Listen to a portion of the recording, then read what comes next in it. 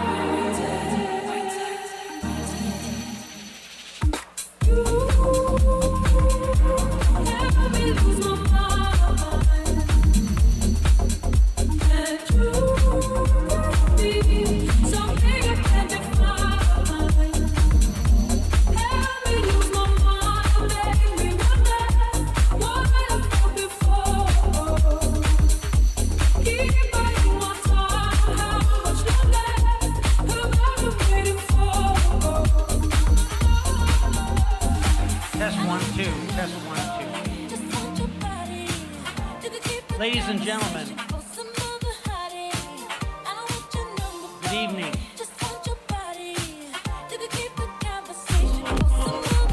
It's already been a great portion of the evening to see the Hall of Fame members arrive early and have their photos taken with their families and other important members of their entourage. As we start this event, the new tradition that we've begun in recent years is to have the honored members of the Canadian Horse Racing Hall of Fame please come to the front of the stage and assemble in this order right here. So all Hall of Fame members in attendance that have already been inducted, would you please come to the front of the stage and gather? It's also my pleasure at this time to invite those members of the induction classes of 2022 and 2023 to also come to the front, but to be on the stage. And that, of course, includes those personalities who are being inducted this evening, or their acceptors, and those who are accepting for horses. So we already have Ian Fleming here, Ben Wallace, Paul McDonnell, Jim Bullock, and so we would ask the rest of the Hall of Fame members in attendance and the class of 2022-23 to come to the front. No. Oh yes, 23.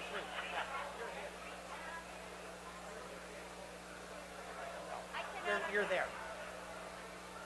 You're here. You're very hard to Okay, you line up here.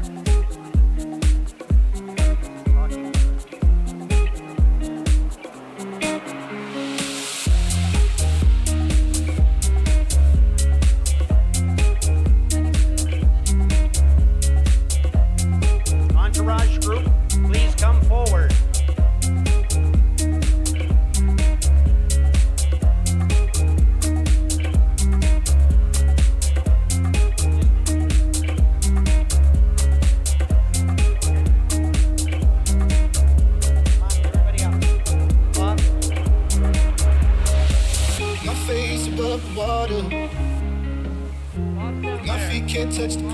Touch the ground and it feels like I can see the sands on the horizon every time you are not around.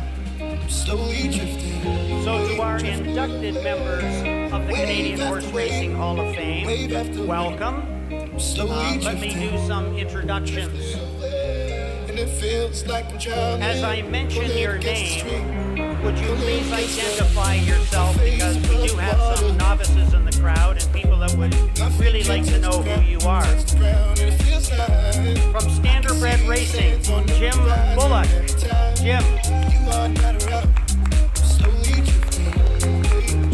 Next to Jim is Ian Fleming.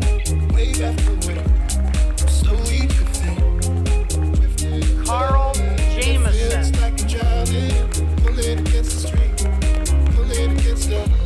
Paul McDonnell. Ben Wallace. Not sure if Randy Waples made it, but he is going to be here eventually. Ron Waples, the real icon of Standardbred Racing, is with us. Now from Thoroughbred Racing, Robert Tiller.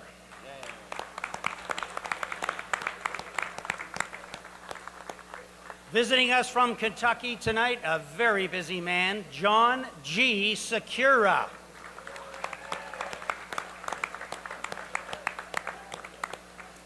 We're waiting on Vicky Pappas, but we'll mention her anyway. Dan Louisel. Dan Louisel. Josie Carroll, trainer Josie Carroll. Another great icon of the hall, trainer Roger Atfield.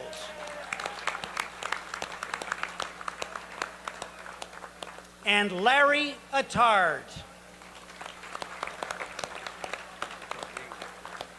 Now we're going to shift our attention from the front row to those who are on stage.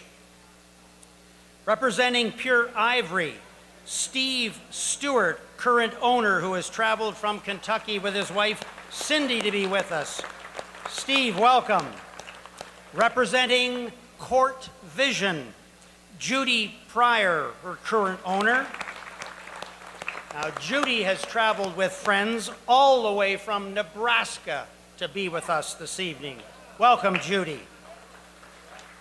Representing Erwin Drieger, Leslie Soever.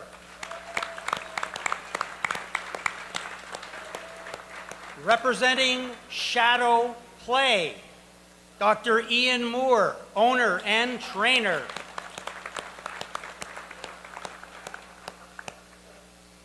Representing the late Dr. Lloyd McKibben, Terry McKibben.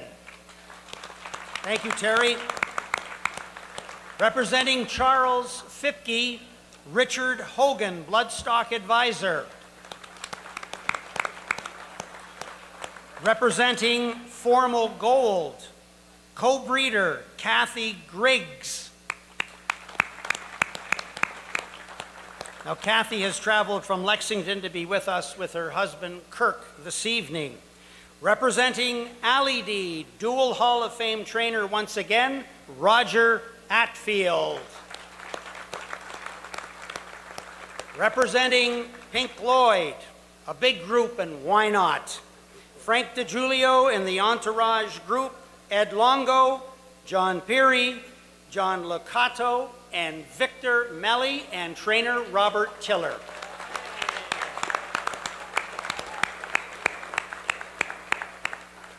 Representing Bulldog Hanover, co-owner Brad Grant, and Jack Darling, trainer and co-owner. And those with us in person this evening, Gilles Gendron.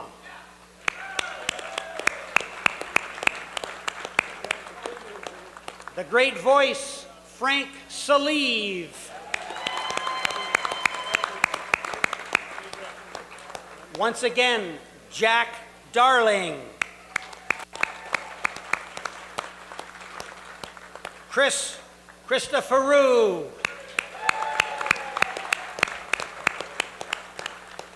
R. Glenn Secura. And Eurico Rosa da Silva.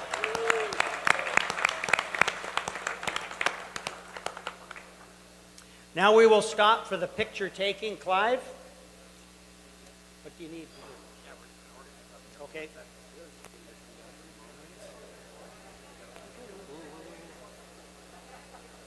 All right, can I get you to come right up here?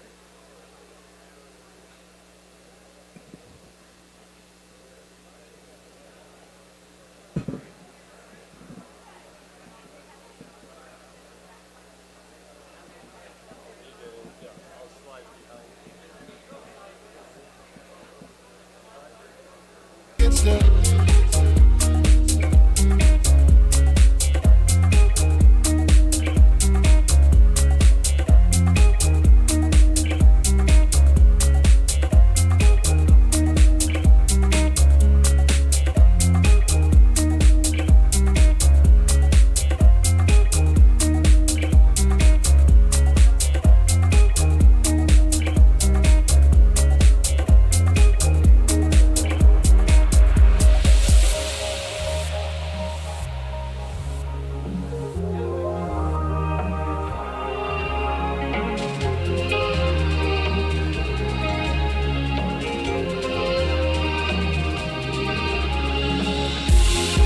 I can make it easy, easy to love me, love me.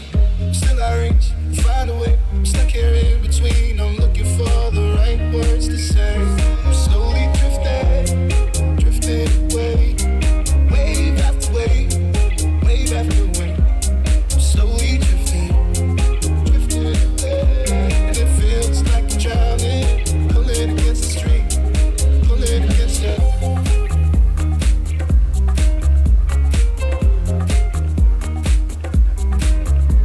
Okay, don't go anywhere. Okay, now each of you will be served a glass for the toast that's upcoming.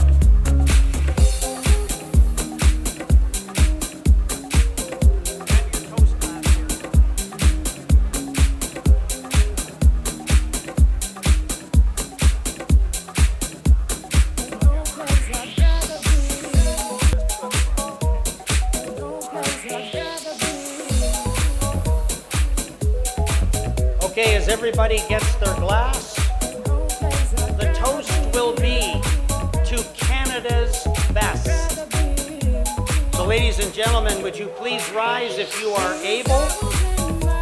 And on the count of 3, charge your glasses in a toast to the classes of 2022, 2023. 1, 2, 3, to Canada's best.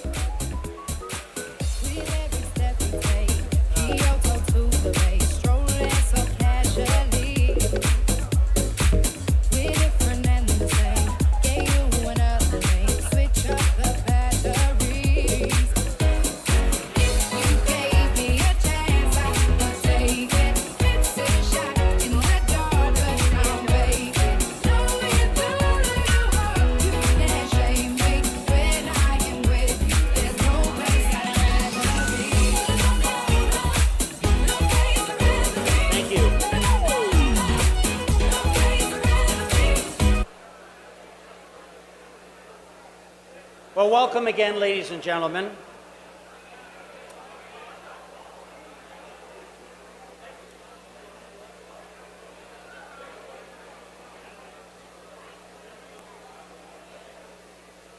Great to see all the Hall of Famers together.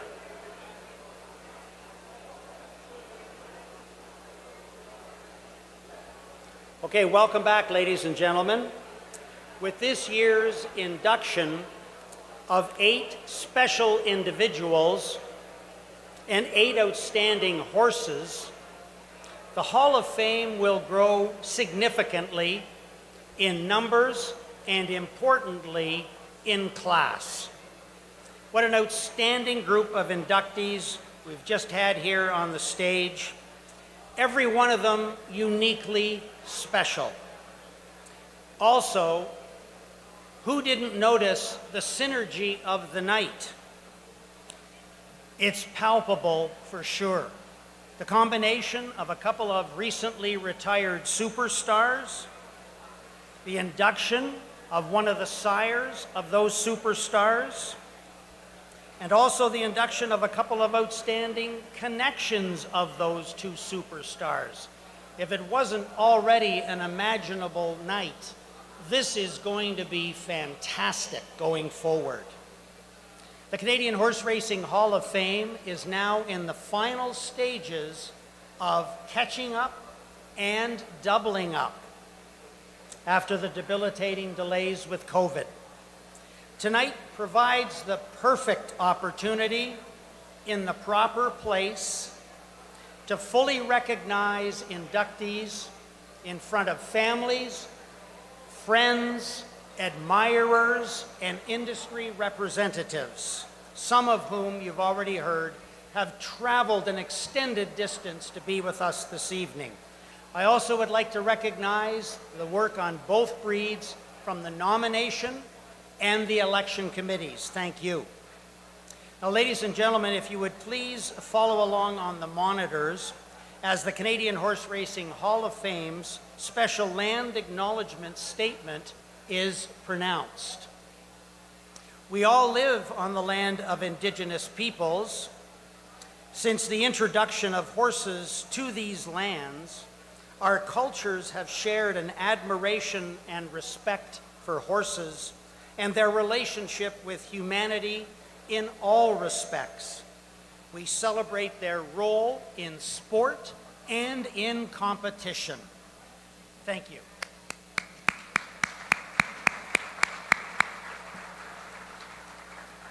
Okay, a few more calisthenics for you, because here comes the Hall of Fame's rendition of "O Canada." Would you please stand as you are able and enjoy.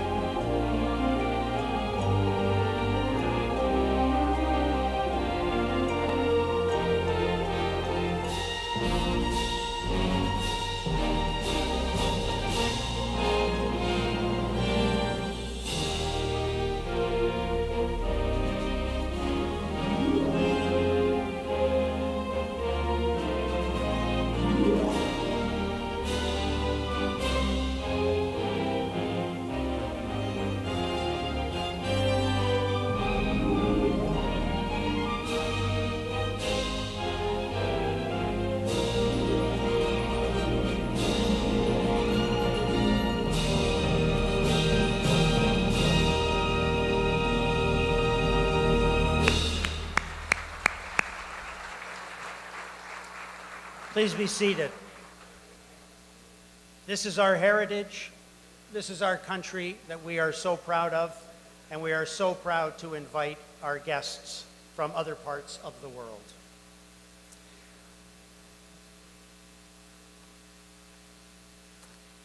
We now come to a solemn moment in the program as we remember with thankful hearts those honored members, both people we have loved and respected, and horses that we have admired, who have passed since the last time we gathered in this place.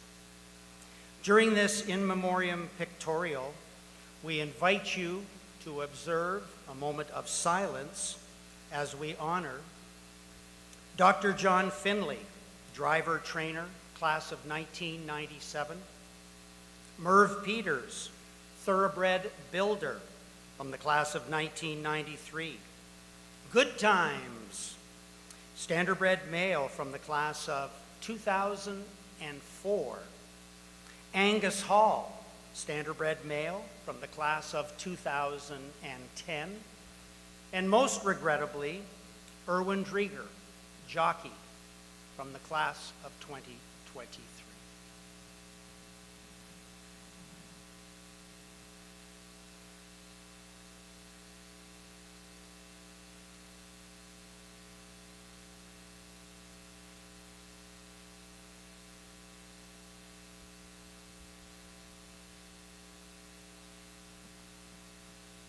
Thank you. It is now time to hear from the President of the Canadian Horse Racing Hall of Fame, and that is Mr. Darrell Kaplan.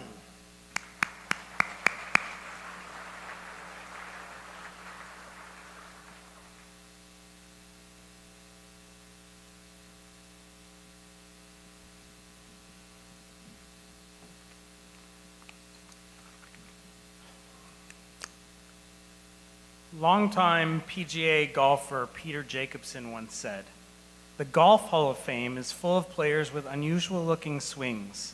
Some of the prettiest swings you've ever seen in your life are made on the far end of the public driving range by guys who couldn't break an egg with a baseball bat." What Jacobsen understood, and as we get older, many of us understand, is that greatness is rarely achieved by doing what everybody else is doing. Whether it's golf, science, or caring for a high-performance racehorse, the best of the best often see things a little differently, do things that haven't been done, and break barriers that we never knew needed to be broken.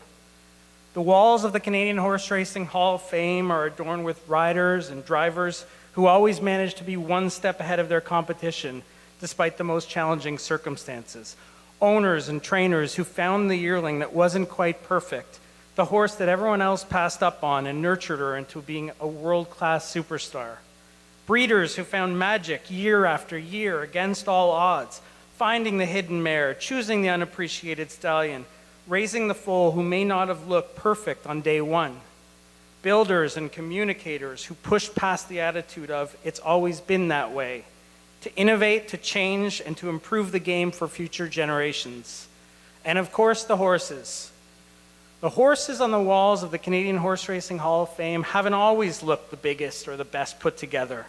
They haven't always had the easiest path to greatness. But every single one of them amazed us with their will to do something truly special. Today, we are here to celebrate exactly that. Those in our industry who accomplished something special over the duration of their careers, something that only the very best of the best have been able to do. And while not all of our Hall of Famers, to use our golf analogy, had the prettiest swings from the first day they came to the racetrack, they all figured out how to do incredible things. And they all knew how to break an egg with a baseball bat. The Canadian Horse Racing Hall of Fame has always relied on the ongoing and unwavering support of the industry, and never has this been more important than in the last several years. HPPA, COSA, Standardbred Canada, and CTHS National have been the backbone of our funding. Our partnership with Woodbine Entertainment Group, where the Hall of Fame is located, is critical to our success. We sincerely thank all of our generous contributors and sponsors who step up year after year. Thank you to every volunteer and committee member who keeps the Hall of Fame going. Thank you to Canada's breeders who have stepped up to support the Canadian Horse Racing Hall of Fame stallion auction each year. Thank you to our board of directors, and of course, Linda Rainey, our managing director who leads our organization.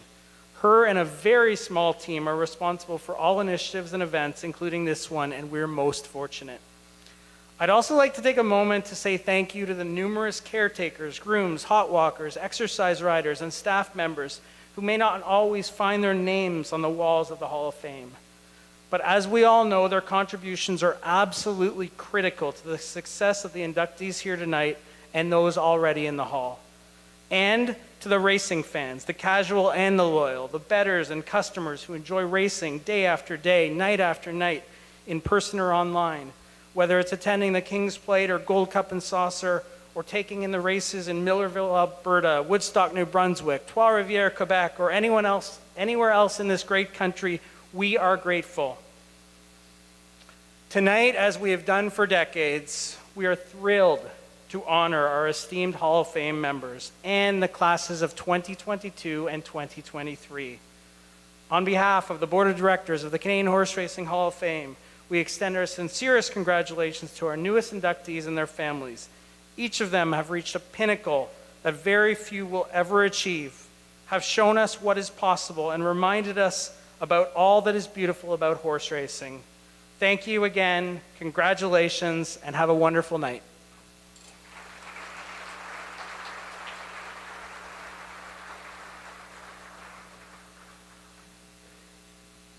Thank you very much, Darrell, and thanks to Darrell for his leadership as president of the Canadian Horse Racing Hall of Fame. As fortune would have it, we do have 3 past presidents of the Canadian Horse Racing Hall of Fame in attendance this evening, and I'd like to take a moment to have them recognized. So as I call your name, would you stand and be recognized, please? R. Glenn Secura.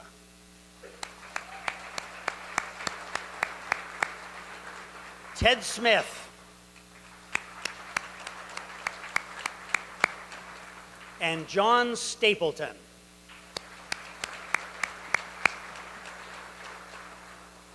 Thank you all for your contributions to the Hall. John Stapleton currently serves as our Vice President, and as you know, R. Glenn Secura is one of our inductees this evening. Darrell had some kind words about our sponsors, and we certainly thank them for their generous and continued support. And as you heard Darrell say, many of them have been with us for an extended time, for which we are truly appreciative. And they are, as you can see on your screen there, our gold event sponsor for this evening, Ontario Racing. The Ontario Lottery and Gaming Corporation, our presenting sponsor. Woodbine Entertainment Broadcast Department for the video production. The Jockeys Benefit Association of Canada, our reception sponsor. Ontario Harness Tracks, the inductee toast sponsor. COSA, Central Ontario Standardbred Association, our wine sponsor. Master Feeds, our photography sponsor. The Raceway at Western Fair, our Bulldog Brew sponsor. To each of these organizations and our true friends behind them, we say a collective thank you.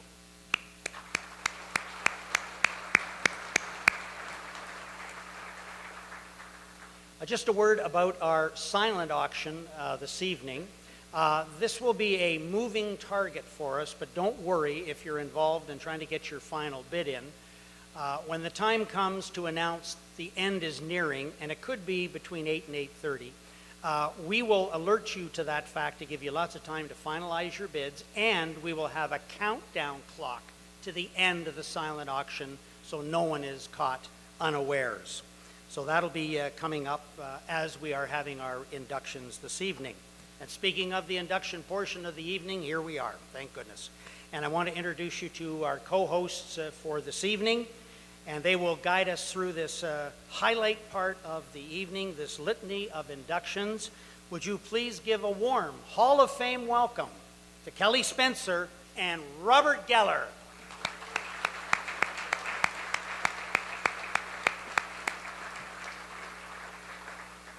And just some final instructions before we have our co-hosts come up to begin the induction portion.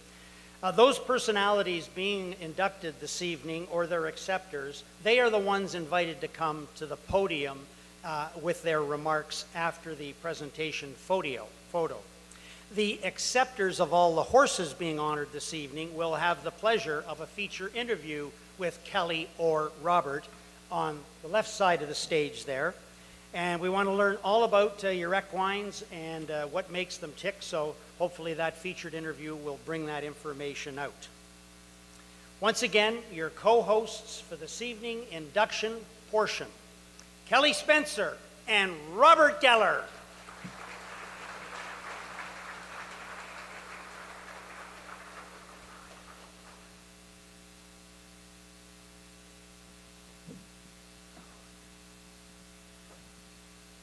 Good evening.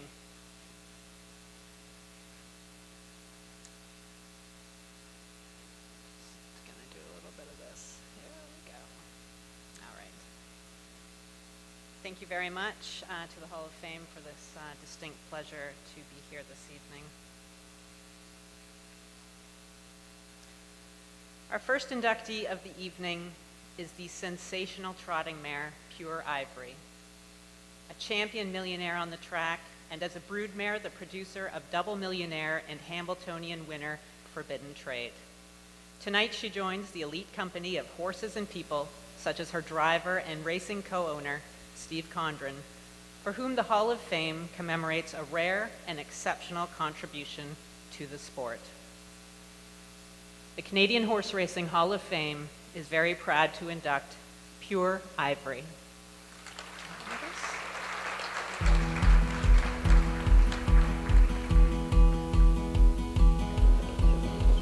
Trotting mare Pure Ivory, bred by Diane Ingham and the late Harry Rutherford of Mount Pleasant, Ontario, was an exceptional racehorse and an accomplished broodmare. During a 3-year racing career, she won 22 races, banked more than $1.4 million in purses, and took a lifetime mark of 153-1.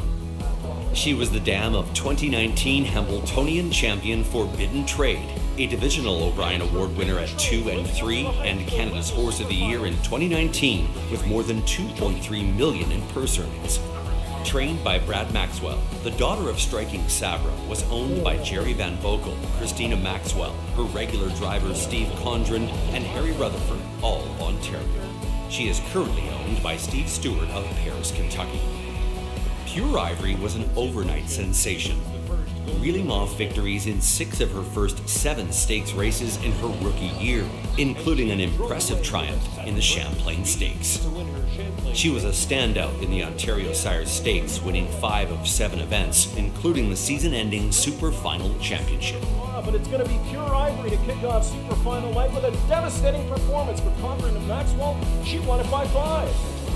As a result of a rookie season boasting 10 stakes wins and $465,000 in earnings, she received an O'Brien Award as Canada's 2-year-old Trotting Filly of the Year in 2005.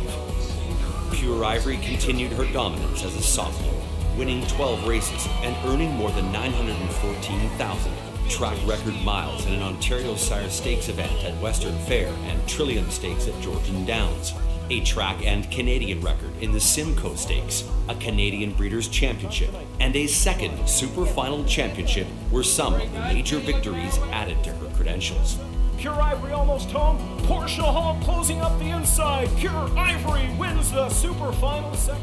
She was honored with a second O'Brien Bronze as the voters' unanimous choice as Canada's 3-year-old Trotting Filly of the Year in 2006. She was retired to the breeding shed at the end of her 4-year-old season, which included solid efforts in several stakes. In 2014, Woodbine Entertainment introduced the Pure Ivory series for 2-year-old trotting fillies in honor of the outstanding mare. Who wins in the final of the Pure Ivory? She won. Accepting is Steve Stewart, the current owner of Pure Ivory, and making the presentation is Jerry Van Boekel, Pure Ivory's co-owner during her racing career.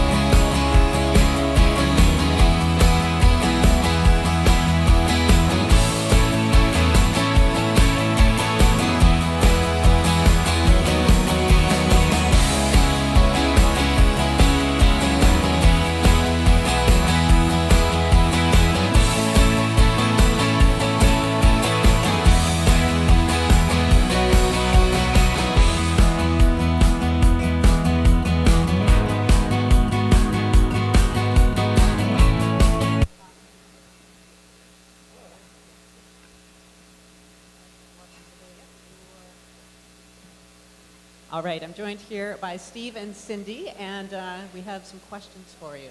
Are you ready? Absolutely. Okay, so first of all, your acquisition of Pure Ivory, as detailed in the Trot magazine recently, is a very twisting and fascinating tale, kind of like a Netflix original screenplay, I think. So give me like the Coles Notes version. It involves a Finnish billionaire which vanishes into thin air. Can you sort of pick up the story there and give us the Coles Notes version of how you came to acquire Pure Ivory and how you finally, hold on, because this is the best part, and how you finally decided to breed her to Cadabra? Well, originally the previous owners had sold her to this man in Finland. And I got involved because a friend of mine called me up one day and said that there's a mare in here that has come to Finland, but she's too good to be bred in Finland. We're going to send her back to the United States. So we did, and this gentleman bred her to basically the top stallions in our business, Muscle Hill and Muscles Yankee. And all three of them were no good, absolutely no good at all. And so it was a little disheartening, but this man forgot to pay his bill to Hunterton Farm, our farm. So over 3 years, it finally got to the point where nobody could find him, and my friend was unable to find him, and he had basically disappeared. So we had a sheriff's sale and ended up with the mare on a board bill, which was very helpful for us. And my friend kept telling me, he's a bloodstock agent, he kept telling me to breed her to Cadabra, who was one of the leading stallions here in Canada.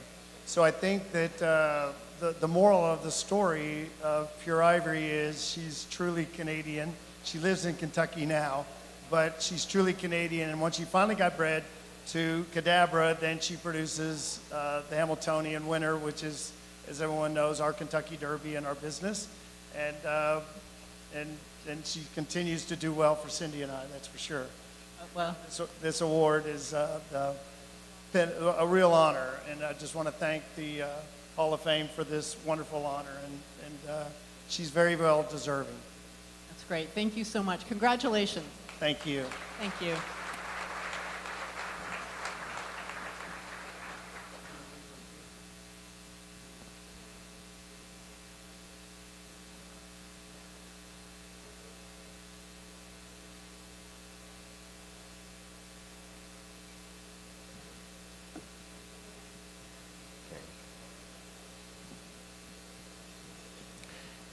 A very good evening, and again, a pleasure to be here, an honor to be here. Thank you to all of those who put this night together, and it really is a marvelous cast of recipients this year. Our next inductee positively impacted Canadian racing with a drama-filled victory following a layoff in the 2010 Woodbine Mile, but also as a successful sire here in the initial stages of his breeding career. He was a 5-time winner at the highest level, including a stunning long shot victory in the 2011 Breeders' Mile Turf.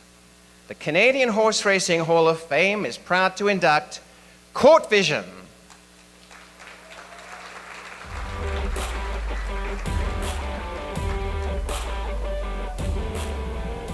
2005 born Court Vision, the son of champion sprinter Gulch and mare Weekend Storm, a full sister to Preakness Stakes winner Summer Squall and half-sister to AP Indy, was a multiple graded stakes winner on both dirt and turf at 2 and a grade 1 winner at 3, 4, and 5.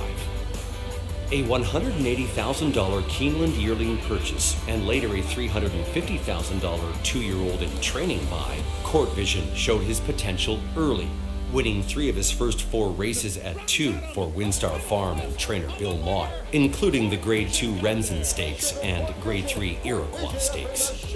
With Mike Ivarone's IEH Stables added as an ownership partner, there were 2 third-place finishes in Kentucky Derby prep races. In the 2008 Derby, he was unplaced behind his speedy stablemate, Big Brown.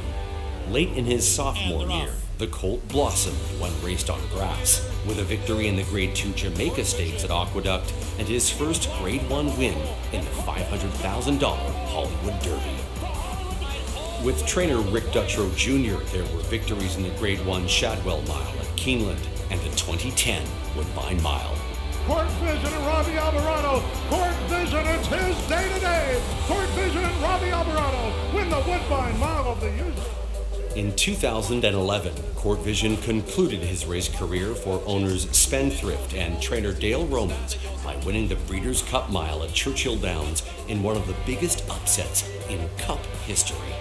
Court Vision gonna outrun him. Churalure on the outside. Oh, they hit it together. 2 comes to Court Vision. He's actually going to Canada, where all the good stallions are on their way to. In 2012, Court Vision began his sire career at Michael Burns Ontario-based Park Stud, and he was Canada's leading freshman sire based on earnings and stakes horses. Beginning in 2016, his stallion career continued in Kentucky before moving to Louisiana and now stands at Pryor Ranch in Nebraska. Among his stakes horses are 2019 Breeders' Cup Juvenile winner and Eclipse champion Storm the Court with earnings of $1.365 million, Grade 3 winner Mr. Haverkamp, and a king in his court. In a career consisting of 31 starts, Court Vision accumulated 9 wins, 4 seconds, and 4 thirds, with total earnings in excess of $3.7 million.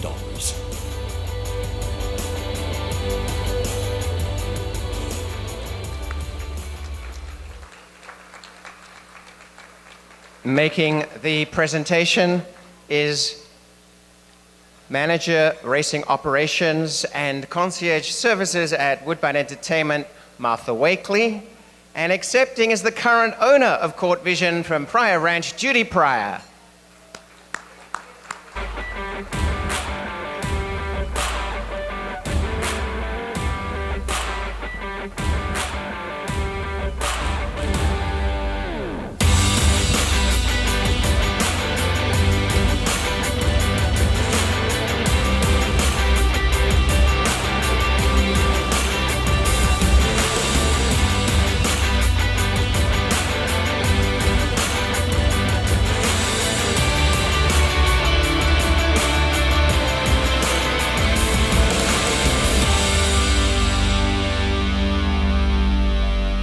Sure.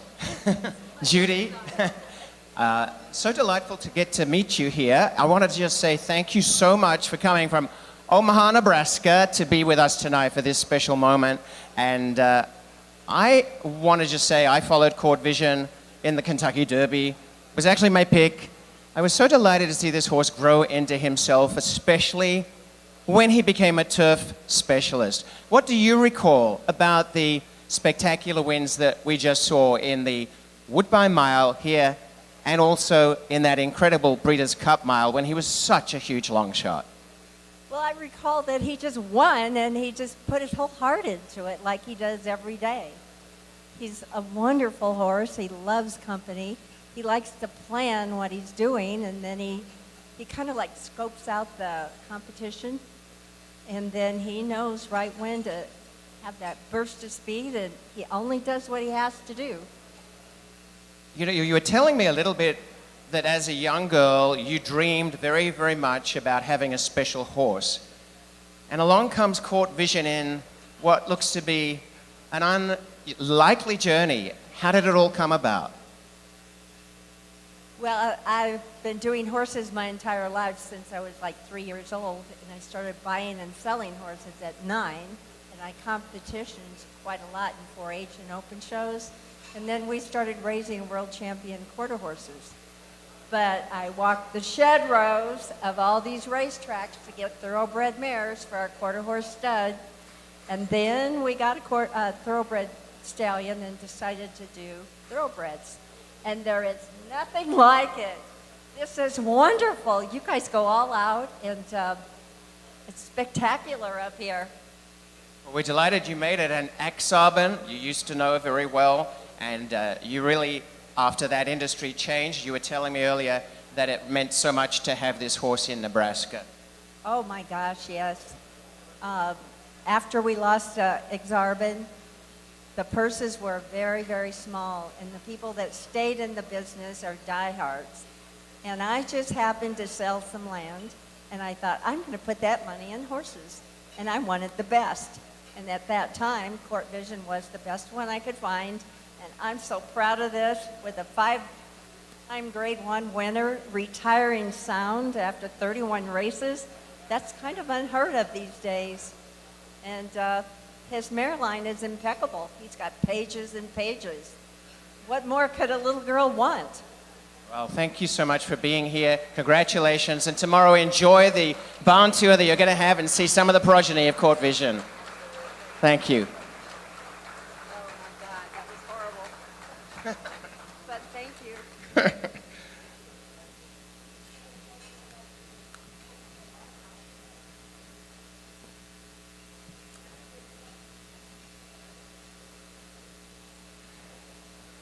Our next inductee from Russell, Manitoba. He made his substantial mark in Canadian racing, both in and out of the saddle. His record-setting season in 1981 at Assiniboia Downs earned him a Sovereign Award as Canada's outstanding jockey. Further success followed in Ontario as the rider of many champions, including Classy and Smart, and her Canadian Triple Crown winning daughter, Dance Smartly. He transitioned into his next meaningful roles as Secretary Manager for the Jockeys Benefit Association, addressing safety issues for other riders, and then to Director of Racing Surfaces at Woodbine, addressing safety issues for horses. The Canadian Horse Racing Hall of Fame is proud to induct Erwin Drieger.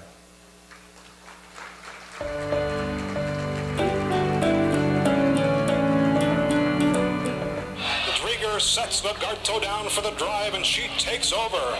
A native of Russell, Manitoba, Erwin Drieger launched his riding career in 1967 as an exercise rider at age 11.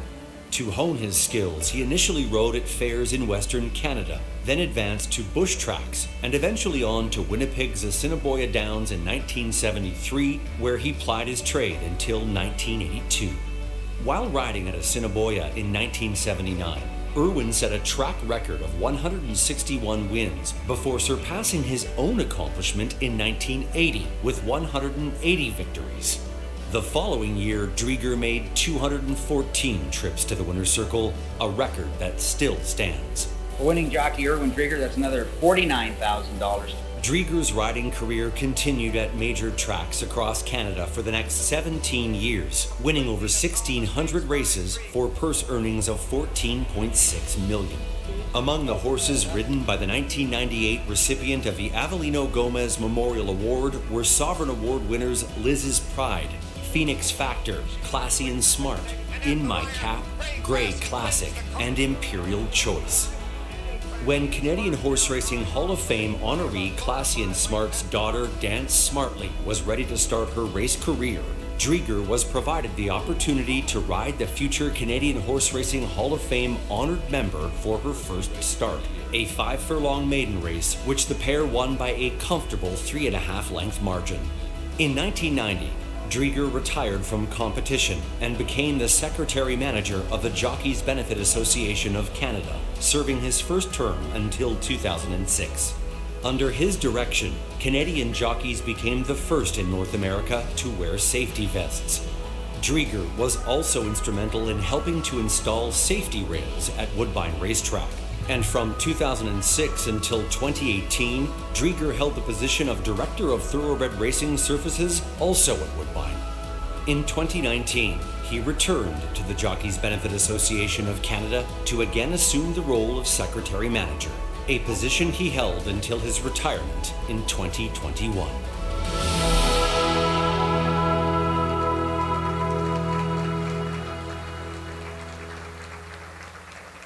Accepting tonight for the late Erwin Drieger is Leslie Soever And to make the presentation to Leslie is Owen's longtime agent from Winnipeg in tonight to join us, Lorne Spearman, and former jockey and current steward and dear friend Gunnar Lindberg.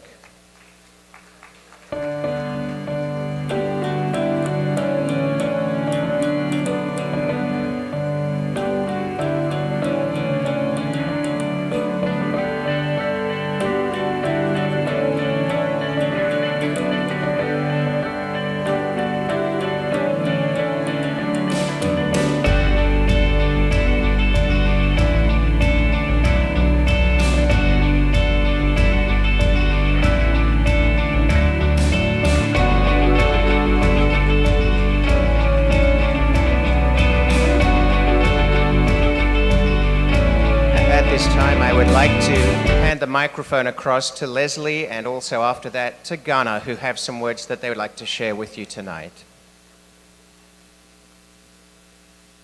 Thank you and good evening, everyone. It is my privilege to accept this award on behalf of Erwin, and he was so excited to learn this news back on April 26th when we got the phone call from Jim Bannon. And knowing he was to receive this award, it did bring him great joy at a time when there really was little joy to be had. Excuse me, but within 2 days, and very true to Erwin's nature, he had his speech written for tonight. So Erwin's words follow. It is such an honor for me to be inducted into the Canadian Horse Racing Hall of Fame.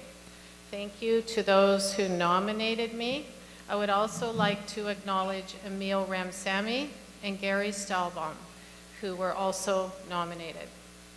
I have to say, I had a great racing career with lots of fond memories. You've heard these names, but I was fortunate to ride some amazing horses. Dance Smartly, Imperial Choice, Classy and Smart, Silver Deputy, to name a few, and be associated with their owners and trainers and those who cared for them. A lot of this history has been documented by Bob Gates, who chronicled my early years at Assiniboia Downs, and I thank Bob. It's very exciting for me to be in this Canadian institution with all the great riders before me. As you know, I'm passionate about horse racing in Canada and about the horse racing industry. Having ridden at tracks in British Columbia, Alberta, Saskatchewan, Manitoba, and Ontario, this really brings it home for me. And lastly, I extend a special thank you to my career-long agent, Lorne Spearman. He was with me from my start in Manitoba in the early 1970s until I retired in 1990. So thank you, Lorne. And thank you to the Canadian Horse Racing Hall of Fame for this wonderful honor, and thank you all.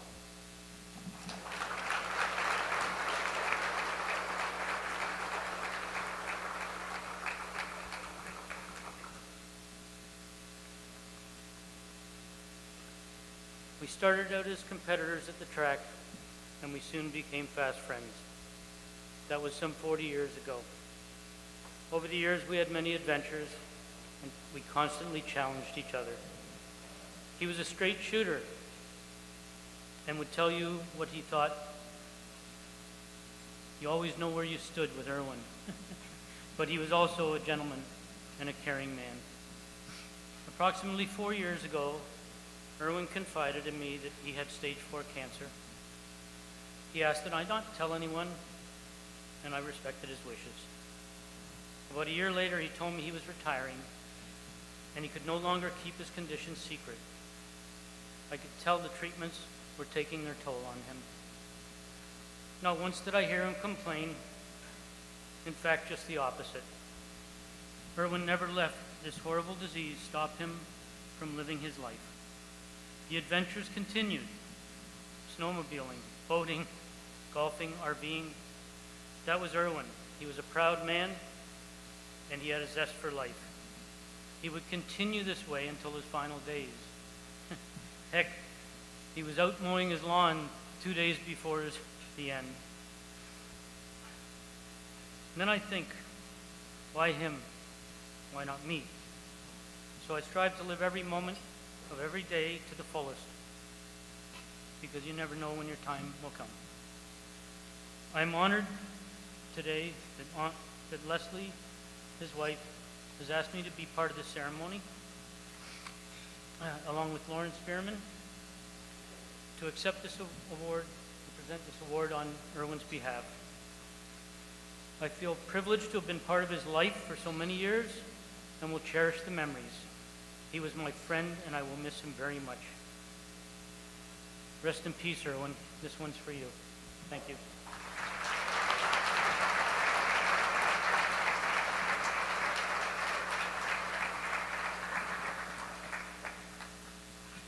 Uh, 1975, I met exceptional man, Irwin Trigger, and we had a good team and a lot of fun, and I thought I would do this good, but I didn't.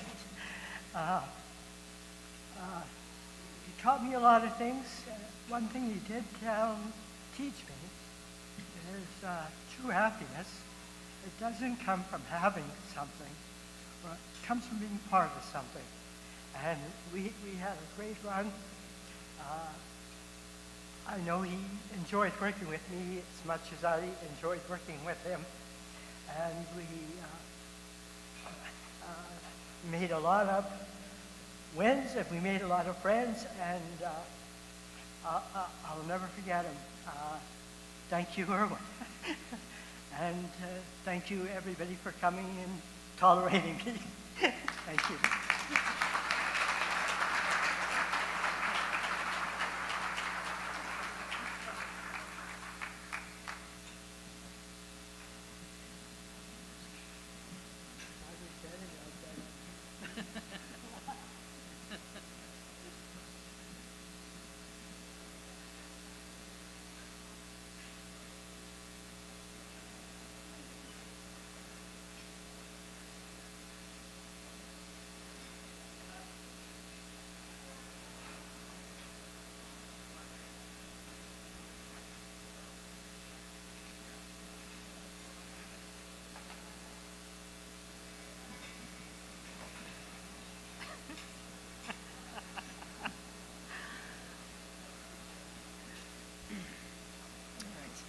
Our next inductee is well-versed in reaching exclusive heights.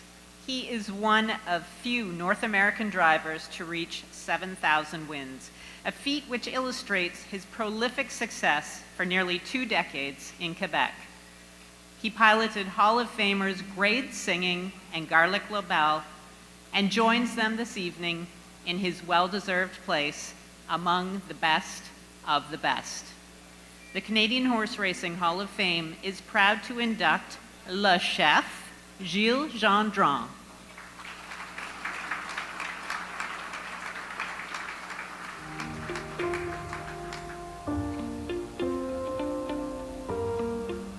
Gilles Gendron of Saint-Eustache, Quebec, started his illustrious driving career in the spring of 1967 at the age of 22.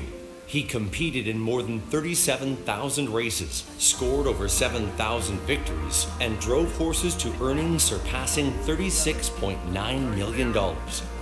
Nicknamed Le Chef, the Chief, Gendron dominated the driving colony at Blue Bonnets Raceway during the 1970s and 1980s. He topped the drivers' standings 10 times between 1972 and 1984 and won 11 consecutive driving championships. Windsor Raceway hosted the Challenge of Champions in 1972, where Gendron defeated many of North America's top drivers, including Hervé Fillon, Ron Fagan, and Carmine Abatiello. That same year, he set a North American record at that time when he won 232 races at Blue Bonnets. He won more than 200 races for 14 consecutive years, drove horses to earnings of more than $1 million for 17 years, and ranked in the North American top 10 7 times.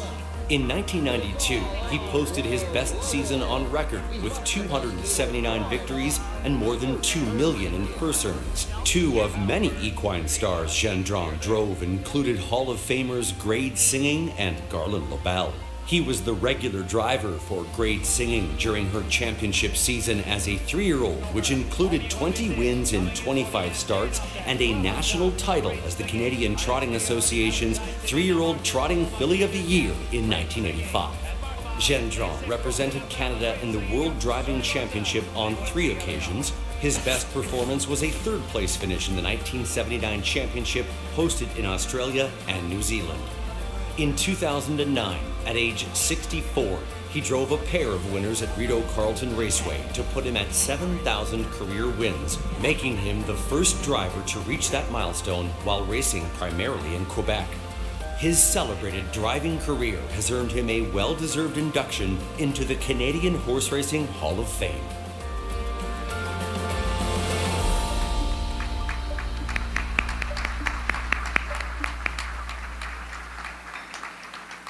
Making the presentation to Gilles are his sons Oliver and Francis.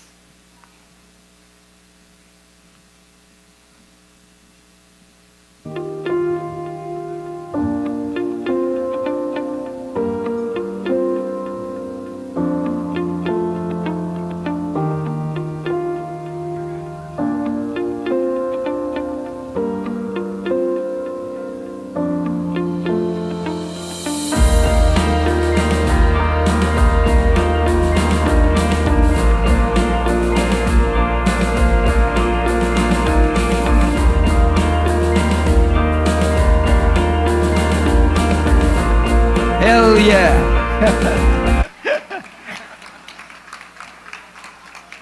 You know, if you are in Hall of Fame, not because you're lucky, you got to be good.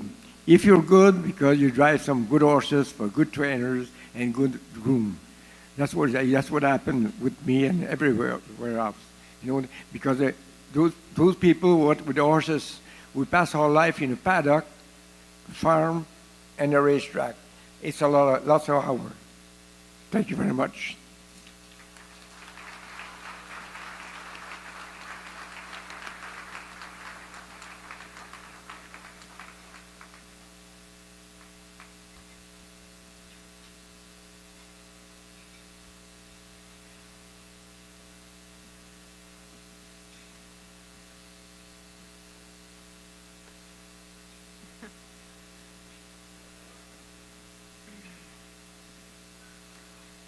Our next inductee is Shadow Play, sire of 6 millionaires, including the modern marvel Bulldog Hanover, which will accompany him into the Hall of Fame later this evening. Shadow Play's racing accomplishments included a world record and the 2008 Little Brown Jug. Said succinctly by trainer and co-owner Dr. Ian Moore, Shadow Play would try his heart out for me.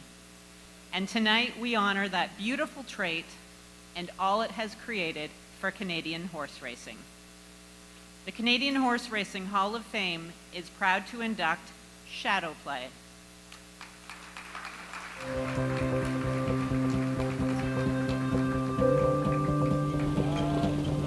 Shadow Play excelled on the racetrack and in the breeding shed. During a racing career that spanned 3 seasons, the talented pacer won 20 races, over $1.5 million, and took a career mark of 147-4. As a stallion, he sired horses with earnings surpassing $56 million, including 6 millionaires. The son of the Ponderosa, out of the Matt's Scooter mare Matt's Filly, was purchased as a yearling, trained and co-owned by Dr. Ian Moore, along with R.G. McGroup Limited and Serge Savard. His racing career highlights included winning a Little Brown Jug in a 2-heat world record time for 3-year-old pacing colts on a half-mile track, and a world record of 148-2 for 3-year-old pacing colts on a 5/8 mile track, and winning an elimination of the Coors Delta Miller Adios en route to a 150-4 victory in the final. He posted an impressive 150-4 stakes record in the Windy City Pace at Maywood Park, followed by a runner-up finish in the Messenger, victories in the American National, and Breeders' Crown Elimination, a runner-up finish in the Breeders' Crown Final concluded his sophomore campaign, which included 14 wins and more than $1.1 million in earnings. Health and injury issues plagued his 4-year-old season, but 1 week removed from a foot separation, Shadow Play paced a career-best 147.4 in the U.S. Pacing Championship at the Meadowlands. Shadow Play is home free for Dave Miller. It's Shadow Play. He came to pace today at 14. He was a runner-up in the Breeders' Crown and finished his final racing season with 6 wins in 8 starts and almost $345,000 in earnings. Shadow Play is standing the 2023 breeding season at Blue Chip Farms in Wallkill, New York, and is now owned by the Shadow Play Syndicate. The superstar has sired 6 millionaires, including the fastest standardbred in harness racing history, Bulldog Hanover, at 145.4, with earnings of nearly $2.8 million, plus Horse of the Year honors in Canada and unanimous Horse of the Year honors in the U.S. And there's 3-time O'Brien Award winner and double millionaire Lady Shadow, 2021 Horse of the Year and O'Brien North America Cup winner Desperate Man, and O'Brien Divisional winner Percy Blue Chip.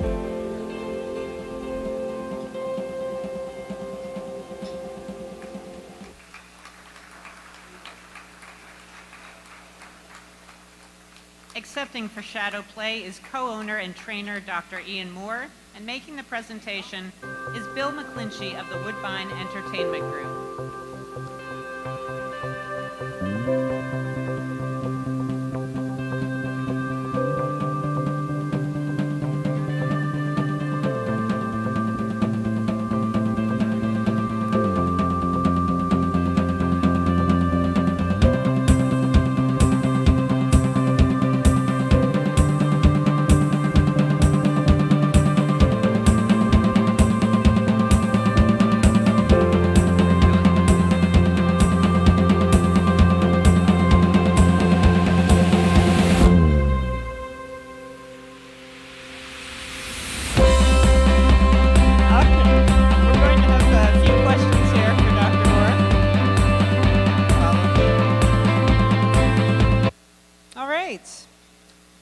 So first of all, what was it like for you as the trainer and co-owner of Shadow Play to watch this evolution of his son, Bulldog Hanover? Well, we were all very proud of for Bulldog Hanover and Jack Darling and all his connections. And every race he went, we were all watching. I'm talking about Ron and Serge and myself, all our partners and family. And it was just like we were watching one of our own. And we're extremely proud to see him race and have all the success he did. And also the fact that knowing that if Shadow Play had not been a successful stallion, perhaps there might not have been a Bulldog Hanover.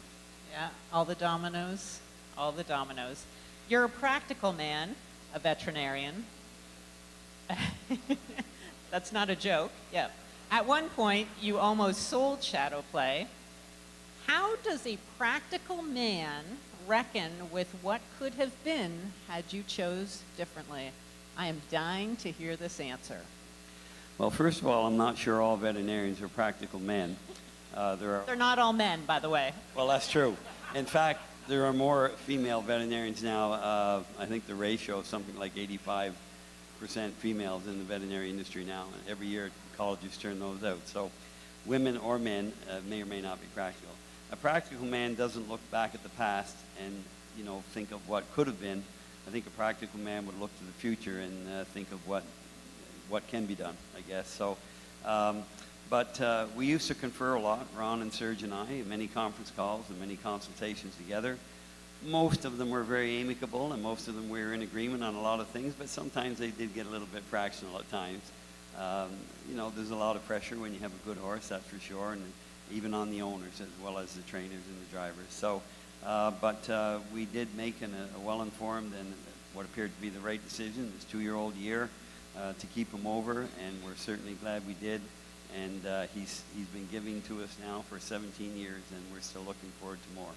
Great, that's a great answer. One more quick question here. You're also a bit of a wordsmith. Give me 3 words that best describe Shadow Play and or what he means to you. Let's see if this can actually be accomplished in 3 words. Well, what does a wordsmith mean? See, we're already over. A wordsmith is a compliment. You're always looking for the gritty underbelly. There's no gritty underbelly here. It's just a compliment. All right. You're a well-spoken fella. I'll give you 3 words. So, tough, determined, and for all of us and all our families and everybody that's been associated with them, unforgettable. That's excellent. Thank you very much, Dr. Moore. Congratulations.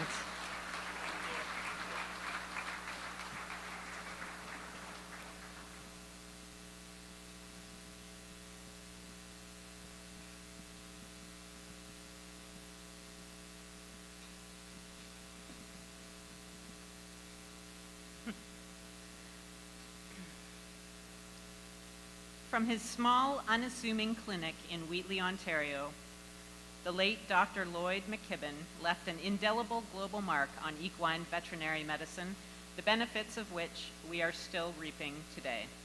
He was an innovator, teacher, and author, while also being a very hands-on veterinarian, affectionately known by all as simply Doc. He pioneered groundbreaking methods which benefited patients such as 2020 Hall of Fame inductee Rambling Willie and thousands more from across North America. This visionary standardbred builder was celebrated worldwide, and tonight we do the same. The Canadian Horse Racing Hall of Fame is proud to induct Dr. Lloyd S. McKibben.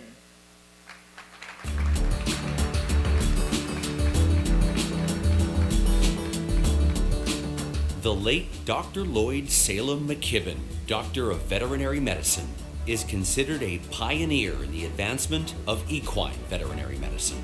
He was an innovator, teacher, and author, as well as a very hands-on vet. A graduate of Ontario Veterinary College in 1952, Dr. McKibben decided to specialize in equine care, and more specifically, lameness. He treated patients with acupuncture, cryosurgery, and laser therapy. He was also an early advocate for swimming horses for therapeutic purposes. Horse owners traveled from far and wide to his small, unassuming clinic in Wheatley, Ontario for treatment using his groundbreaking methods, all while putting the health and welfare of his equine patients first.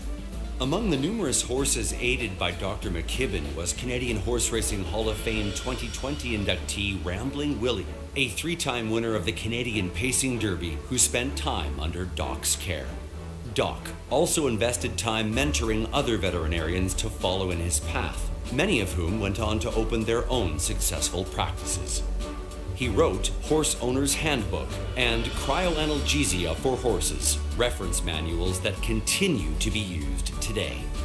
Respected worldwide, he gave lectures and attended seminars in different countries and conducted extensive research, all in the best interest of the equine athlete. In the early years of his practice, he hosted several race days at his own track just east of Wheatley. The races had no purses and were put on by local horsemen who were eager to try their young horses. He also owned and bred several horses and raced a few as well, including Willie Tass, who had a liniment named after him, and Adios Judge, who stood as a stallion at his farm. Dr. McKibben passed away in 1992, but his legacy in veterinarian medicine and equine therapy continues to impact horse racing to this day.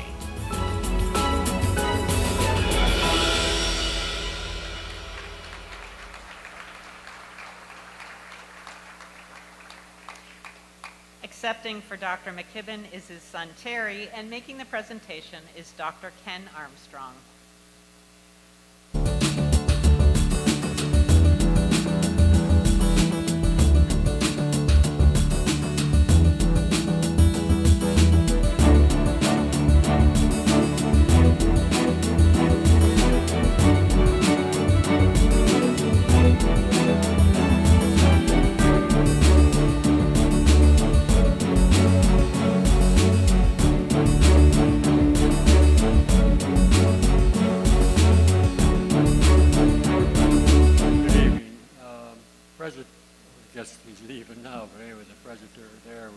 Dr. Kenny Armstrong. Kenny lived at our place for 8 years while he was going to school and after, so he was kind of the #1 student of Dad. But Dad enjoyed teaching. That was his place on earth, was to teach things. That's with the little handbook and things like that. He wanted people to understand what he was doing and what his horse was doing. He wrote the book so when they talked on the phone, that they could have a conversation, and he understood what was going on with him. He was just a farm boy, really grew up around Mount Elgin, went to war when everybody went to war for Canada.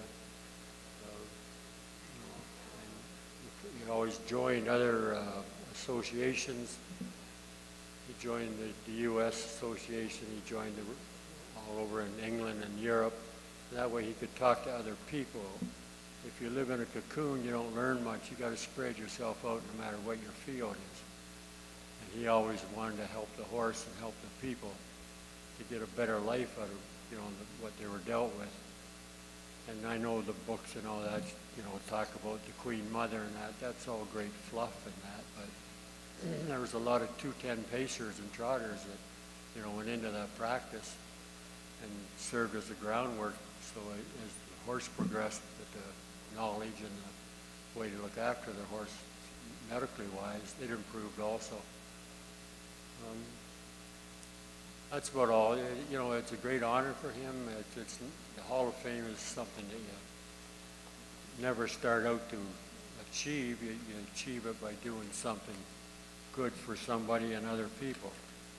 I'd also like to mention Dr. Moira Gunn and Al Libfield. They were nominated for this category too. I know Moira's here tonight. And that's a great honor just to get this far, to get nominated, and someday your time will come. So thank you. Good evening.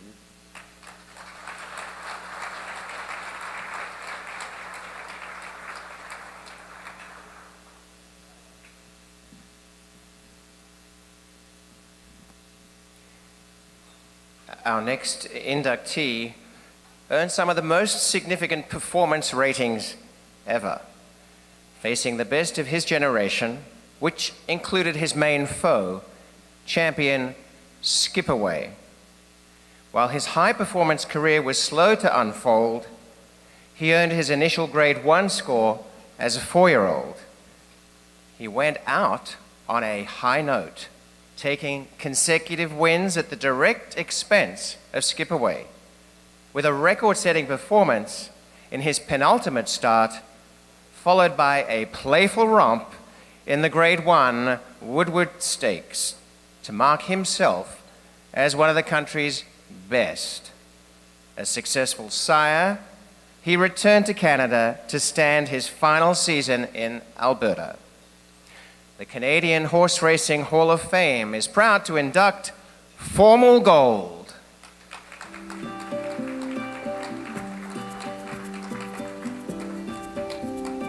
25 years after the conclusion of his race career, Ontario-bred Formal Gold's Beyer Speed figures continue to rank among the top thoroughbreds in North America. But look at this horse! Formal Gold, how good is he? The son of Black Tie Affair wins it by 20! Bred by Mr. and Mrs. Rhodes Kelly, trained by William W. Perry, and owned by John D. Murphy Sr. during his race career, the son of Black Tie Affair consistently received Beyer Speed ratings in the mid-120s, including at age 4, when beaten a nose by Will's Way in the 1997 Whitney. Formal Gold earned a Beyer rating of 126. A 124 rating for his track record-setting win in the Phillip Island Handicap with a sizzling mile and a 16th in 140 and 2 was followed by a 125 rating when he won the Woodward Stakes that same year. By comparison, current racing superstar Flightline received a 126 Beyer rating in the 2022 Pacific Classic and a 121 rating for his victory in the 2022 Breeders' Cup Classic. Ranked among the top handicap horses of 1997, Formal Gold's gate-to-wire efforts brought Grade 1 victories in the Dawn Handicap and the Woodward Stakes. But the laurels go to Formal Gold, who wins decisively by 5.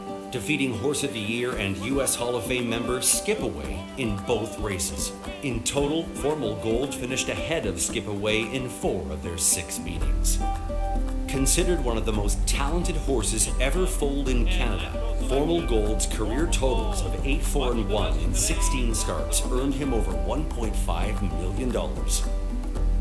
As a stallion, Formal Gold initially stood at Gainesway Farm in Lexington, Kentucky, later relocating to Rancho San Miguel in California, and finally to Esquirrel Farms in Alberta, Canada.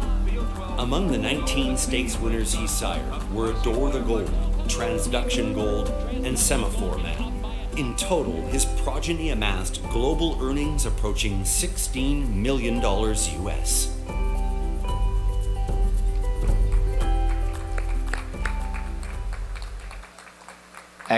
Accepting for Formal Gold is co-breeder Kathy Griggs, accompanied by husband Kirk, and making the presentation is past president of and current vice president of the Canadian Racing Hall of Fame, John Stapleton.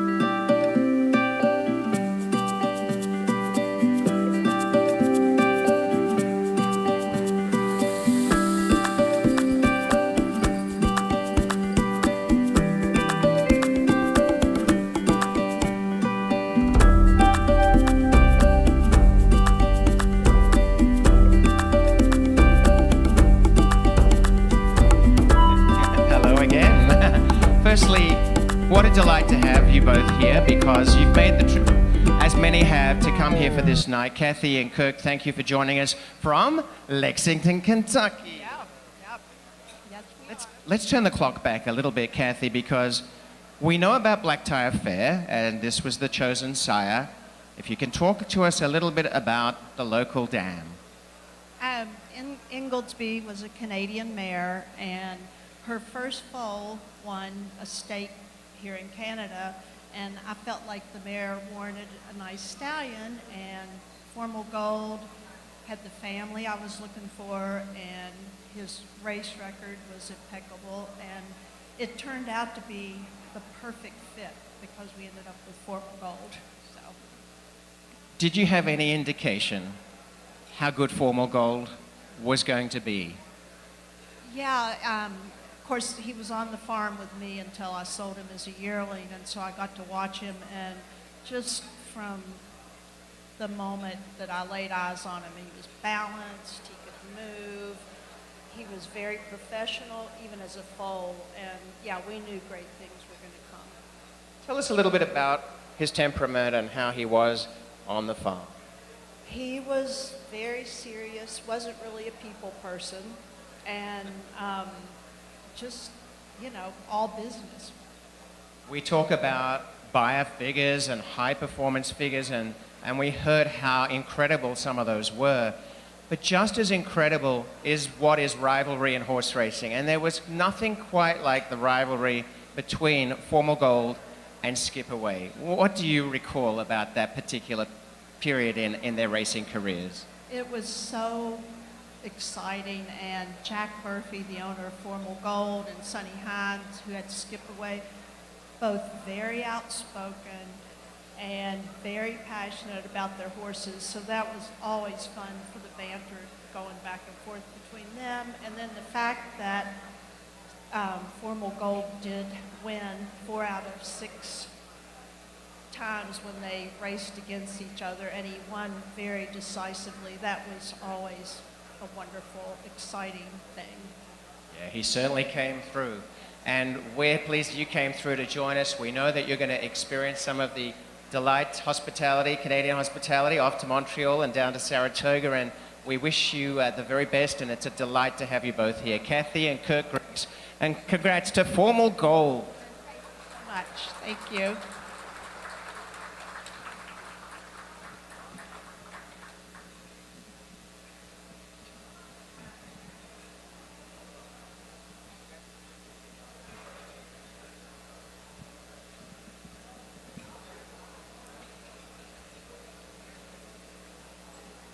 Our next inductee's life and enterprise has been about discovery. The inventive path of geology, which I think is very unique, led him to his greatest financial uncovering and to the title of Canada's most famous prospector. the adventurous path of a horse breeder and owner has produced immeasurable satisfaction with several superlative homebred champions and a host of celebrated winners at the highest level. His generosity for healthcare ventures has been lauded. He has been recognized nationally as an exceptional Canadian. His honors within the racing industry culminate right here tonight as the Canadian Horse Racing Hall of Fame is proud to induct Charles Fipke.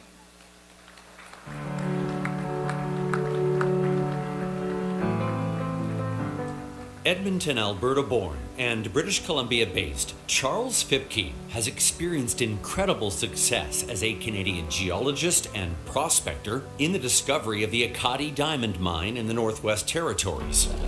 Mr. Fipke's initial involvement in horse racing came in the early 1980s when he bought a yearling filly from BC's most successful horse breeders and Canadian Horse Racing Hall of Fame honored members, Russ and Lois Bennett. Over the next 40-plus years, Mr. Fipke has bred and owned numerous horses that have seen success on the track and as part of his breeding operation.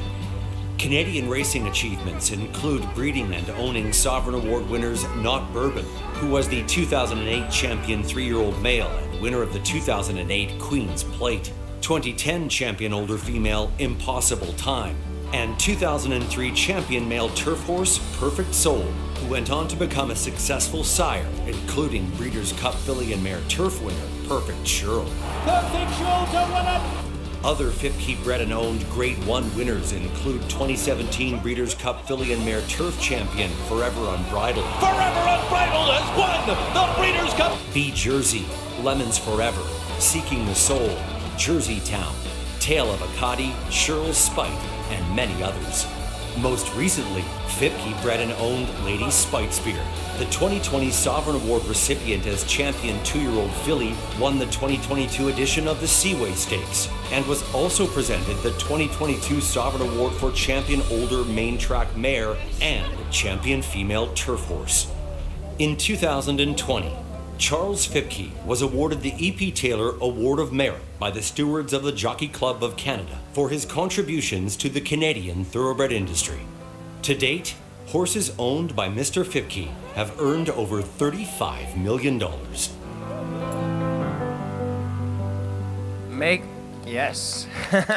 Making the presentation, who better than trainer Roger Atfield, an honored member of both the Canadian Horse Racing Hall of Fame and the National Museum of Racing and Hall of Fame in Saratoga. Roger has trained many of the Fipke stars, and accepting for Charles Fipke tonight is Bloodstock agent Richard Hogan.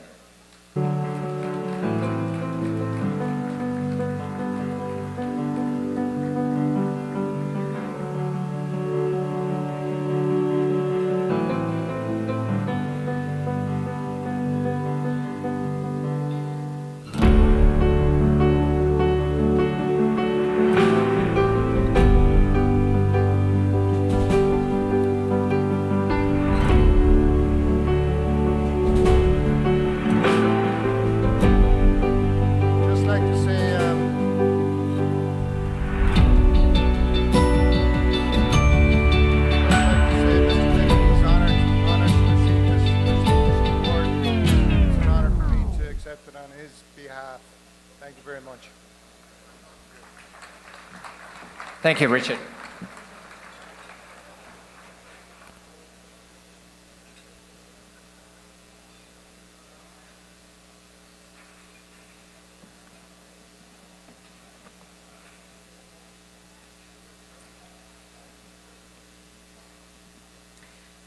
For nearly 4 decades, our next inductee was known as the voice of Canadian harness racing. Frank Salive has called 200,000 races at 75 different tracks, including some of the greatest moments in harness racing history. Known affectionately as the Velvet Fog for the smooth, immersive delivery of his knowledgeable and informative calls, he has provided the spoken words which punctuate countless life-changing moments of jubilation and triumph. He is, for all of us, the soundtrack to the replay reel in our memories, which constantly affirms our love for the sport. The Canadian Horse Racing Hall of Fame is very proud to induct Frank Salive.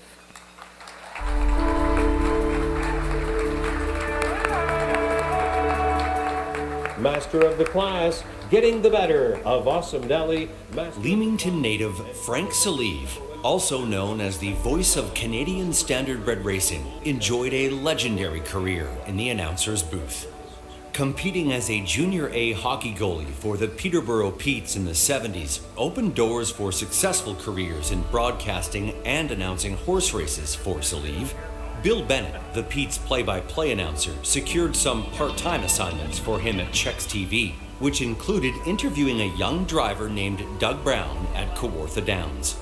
Sudbury Downs announcer Ken LeDrew introduced Salive to announcing while he was working at CKSO Radio and TV in Sudbury in the late 70s. He relocated for a job at CBC Windsor, and when the station closed, an opportunity arose, and Salive found himself behind the mic at Windsor, Leamington, and Dresden raceways. From 1990 through 2005, Salive worked as the Ontario Jockey Club's standardbred track announcer at Greenwood Raceway, Woodbine Racetrack, and Mohawk Raceway. The 1993 Breeders' Crown Mares Trot, won by local favorite Lifetime Dream, was one of his most memorable race calls at Canada's premier racing circuit. Trot has come on to be third. They're at the top of the stretch in the Cadillac Breeders' Crown. Lifetime Dream is trying to hold on. Coming to her is Armbro Keepsake. Lifetime Dream and Armbro Keepsake. Lifetime Dream is going to fulfill the Lifetime Dream. Another of Salive's most revered race calls was the 2003 North America Cup, won by Yankee Cruiser. And they turn down the stretch in the richest ever Canadian harness race, the 20th Pepsi North America Cup, into the critical final 8th of the mile. All-American Native, All-American Theory. Here comes LaChance with Artesian on the outside. All-American Native, Yankee Cruiser moving up. Dean McGee for the memory of Brian Pinsky. Yankee Cruiser has won the 20th Pepsi North America Cup. Salive left the OJC in 2005 to have more of a work-life balance. From 2005 through 2021, he called races at Western Fair, Clinton, Hanover, and Grand River Raceway, Pompano Park, and Fort Erie Racetrack. Amise Gizmo is a romping away champion in the 2016 Prince of Wales Stakes League. He retired in March of this year from Ocean Downs in Maryland. Salive's formula for accurate, insightful race calling is strong memory work while serving 4 audiences: the wagering public, horse people, racetrack management, and the TV crew. Frank Salive called close to an estimated 200,000 horse races at 75 different racetracks throughout North America. His conversant, insightful calls, and his silky smooth voice made the Velvet Fog a strong favorite in the horse racing community.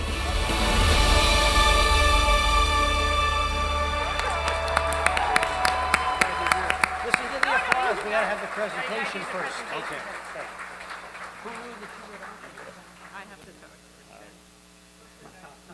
Frank wants to get right to the microphone and skip the whole presentation. So making the presentation this evening to Frank are Jim Bannon, Ian Fleming, and myself.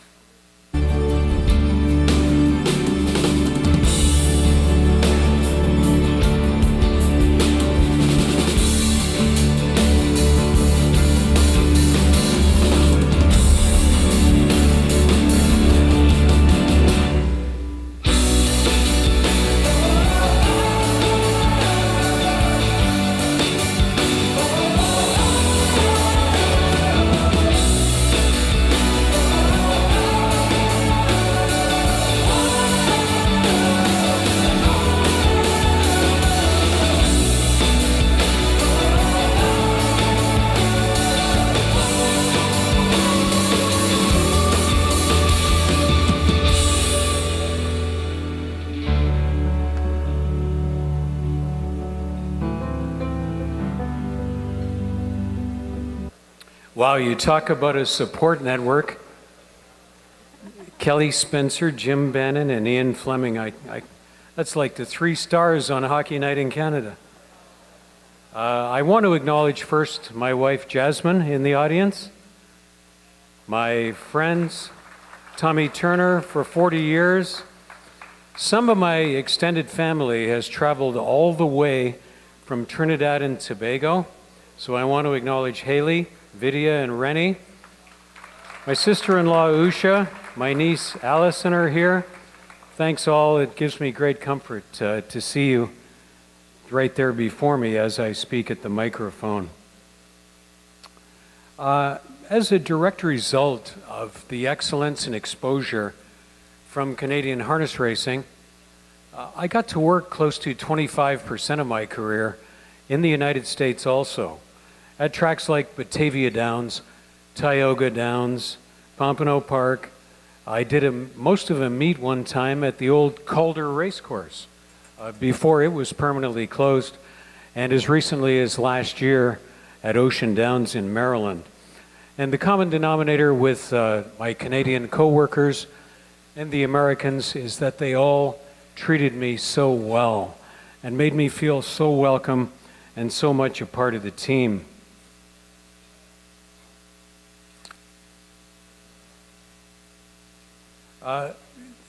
The introductory package had a couple of the most emotional moments. So I want to tell you a little bit about the story behind the story as it was unfolding for me in the press box on those nights.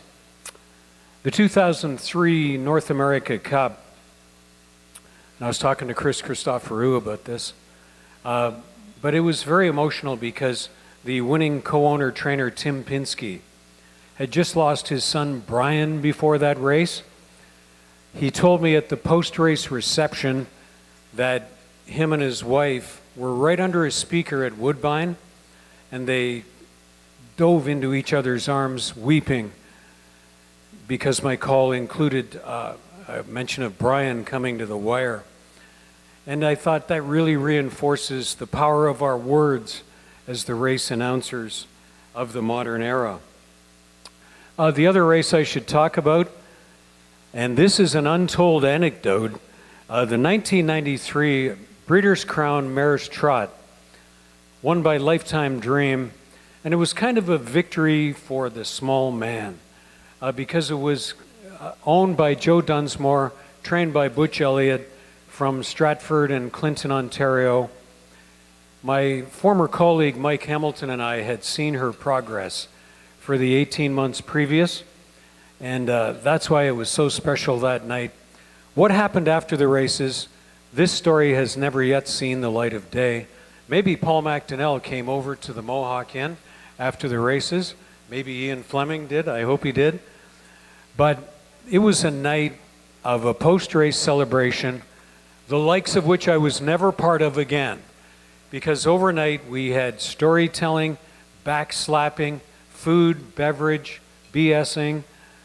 It got to be 8:30 in the morning, and in those years we had a radio show in Toronto called the Racing Forum on Sports Radio The Fan 590. Dan Loisel and I hosted this show on alternating weeks. So the untold part of this story I'm coming to is that I was with Joe and Butch and all of the merriment surrounding the euphoria of Lifetime Dream at the Mohawk Inn till 8:30, and then an hour later I interviewed Butch and Joe on Sports Radio The Fan 590 from downtown Toronto.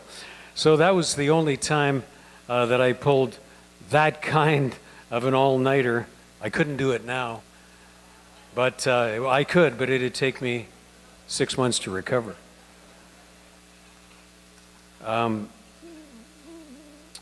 I want to give great credit to a man who's no longer with us, who was my greatest career influence. And for the Americans watching, Steve Wolf of the U.S. Harness Writers Association, Tim Boharski down at Batavia Downs, Stanley F. Bergstein was by far and away the greatest influence on my career. Whenever I felt I was getting off the beaten path, I would consult his replays on YouTube. And I'm going to recite 3 races specifically for you to look at in your spare time. They are the 1965 Little Brown Jug, won by Brett Hanover, and those wonderful Hambletonians from back at DuQuoin, Illinois, of the 1970s, won by Speedy Crown and Speedy Somali. So those 3 races really embraced the wonderful, mellow, but informative and enthusiastic voice, the irreplaceable voice, really, of Stan Bergstein, my main mentor. Racing in recent years, for the announcer's point of view, evolved into storytelling. So in 1987, I asked Tom Durkin, who was doing the Meadowlands Standardbred meet at the time, I said, Tom, could I come spend a few nights with you in the booth at the Meadowlands? And he said, sure. So 4 nights in March of 1987, I got to spend in the booth with Tom Durkin at the Meadowlands, and that, of course, was when John Campbell and Bill O'Donnell were kings of the hill down there, and it was a real treat to have been there. But the storytelling aspect, the way Tom Durkin mentored me, was most embodied by a race that the Canadians will smile broadly at, because in 1991, Tom declared that it was Dance Smartly, the undisputed queen of racing on this continent. Dan Loisel, my great colleague for 16 years, taught me so much by example. And Dan came from a standardbred background. The 1985 North America Cup, if you ever care to look it up, Dan's words are still ringing in my ears this day, because in the stretch, it was staff director and Dave Wall, and the local horse is going to get it all. Dan also really impressed me with the way he kept fun in the game for the announcers. He had extreme fun, unforgettable fun, great, clean, human fun with Walloo Maloo, that you may remember.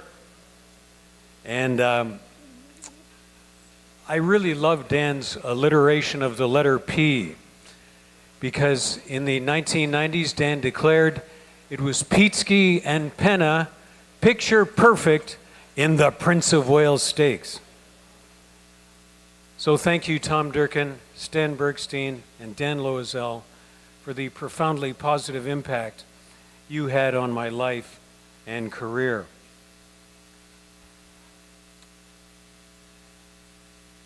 I want to especially salute 2 fellow inductees tonight from my generation. Chris Christoforou, I was always envious of you because you had better hair and a better voice than me. And Jack Darling, also some of the best hair in harness racing. And I think we need an investigation by our regulator about what is in the water at Exeter and Ailsa Craig to find out why it's taking John Campbell and Jack Darling so much longer than the rest of us to go gray. So it would be very interesting to see. Maybe Jack will address that in his turn at the microphone. But you know what, Jack? You've had a Bulldog Hanover through your barn, so you can wear your hair like Tiny Tim if you so desire. 2 quick anecdotes of the top literary efforts. I used to collect people's quotes over my career, and these are 2 that have stayed with me over the years. There was a roast about 30 years ago at Mohawk. Bill Wellwood, a Hall of Famer, agreed to be roasted in support of the Ontario Standardbred Adoption Society. So the poet laureate of harness racing, Dr. John Hayes, was one of the first at the microphone, and he broke the room into 155 decibel laughter with this rhyming couplet. Now, this was at the start of the Bill Wellwood roast in support of the Standardbred Adoption Society, and Dr. John Hayes went to the microphone and said, the program back in the day listed Bill Wellwood's weight as 135, well, this may have been true, but only when Christ was alive. The other anecdote that stayed with me over the years was my mentor, Stan Bergstein. In the early 1990s, there was a top-level trotter named No Sex Please, named after the British comedy television show. So Stan was the guest drawmaster for the Breeders' Crown. I think it was won by Chris with Earl, but he'll address that. But Stan, he said, next out of the entry box is No Sex Please with Ron Waples. And Stan made this perfect dramatic pause, and he said, No Sex Please and Ron Waples, well, there's two terms that don't go together.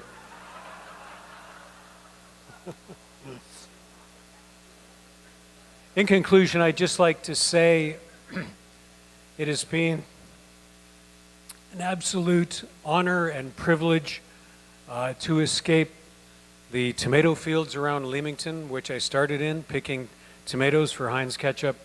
A life like I've had has really only been made possible by something like my junior hockey team, of course, the Peterborough Petes, and Canadian horse racing.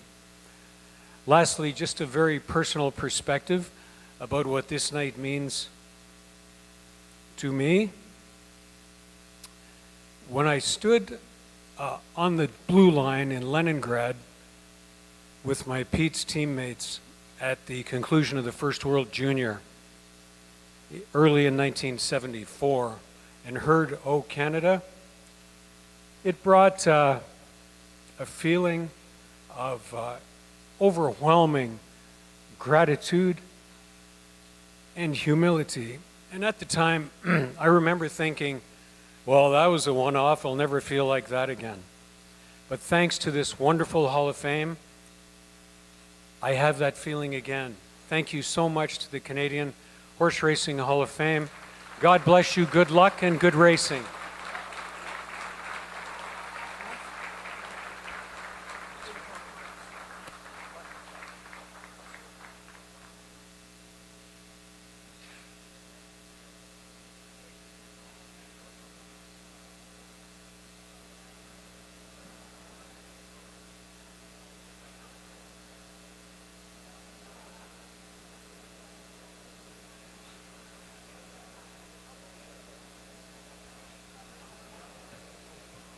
Thank you so much, Frank. Our next inductee's scintillating speed was showcased in his winning stakes debut at home and was evident throughout his career on both sides of the border. His superb sophomore season in 1992 for Kinghaven Farms was highlighted by gallant speed displays when second in the Preakness Stakes, and more so when dominating in the Queen's Plate. A fitting conclusion to a fabulous three-race winning streak the following year came in Aqueduct's Grade 1 Carter Stakes, where his speed put him in position to succeed. But it was his abundant class that made the difference. He led all Canadian sires in 2001. The Canadian Horse Racing Hall of Fame is proud to induct Ali Deed.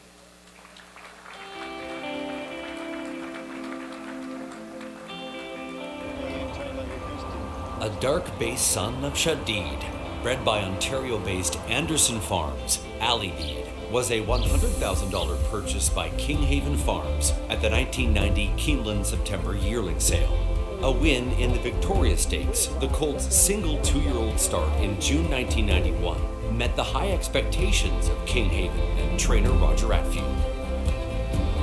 The colt's 3-year-old racing season began with an allowance race win by 9 lengths at Gulfstream Park, followed by a victory in the Grade 3 Derby Trial, posting a 110 Beyer speed figure and a brilliant run against top North American 3-year-olds in the Grade 1 Preakness Stakes before being caught late by Pine Bluff. Next up were easy victories in Woodbine's Grade 3 Marine Stakes and Plate Trial, before romping to an 11.5 length win in the Queen's Plate. And this Queen's Plate is history. Ali Deed, in a class of his own, absolute domination.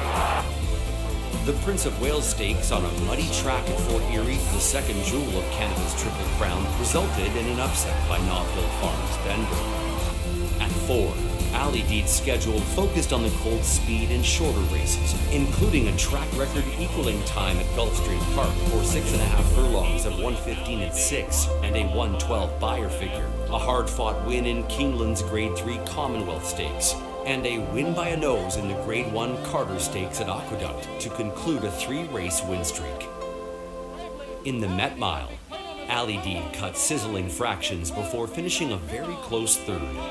With career stats of 9 wins in 18 races and earnings of over $930,000, Ali Deed's stallion career was launched at Winfield's Farm in 1994. Among his most successful offspring are Primally and Grade 1 winner Hedonist. Ali Deed's influence continued through his daughters, who produced more than 20 stakes winners, including Millionaires Bound for Nowhere and Warheads. Tonight, Ali Deed joins owners Bud and David Wilmot, trainer Roger Atfield, and breeder Robert Anderson as an honored member of the Canadian Horse Racing Hall of Fame.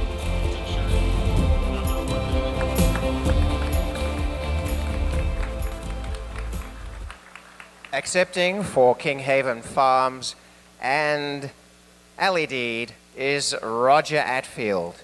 Making tonight's presentation is member of the Thoroughbred Election Committee for the Canadian Horse Racing Hall of Fame and publisher of the Canadian Thoroughbred, Jennifer Anstey.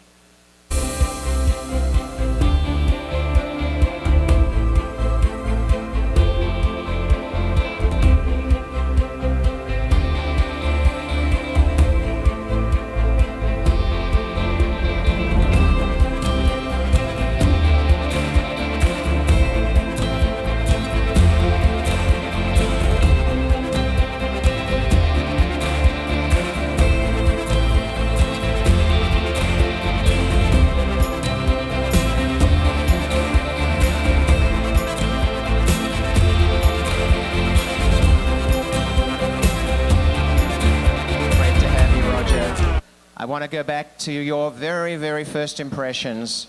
You're such a judge of horse flesh, such a master of training. What was your impression of this precocious and, I believe, temperamental horse? Yeah, he was. He was extremely talented, very precocious, and very mentally challenged horse, actually.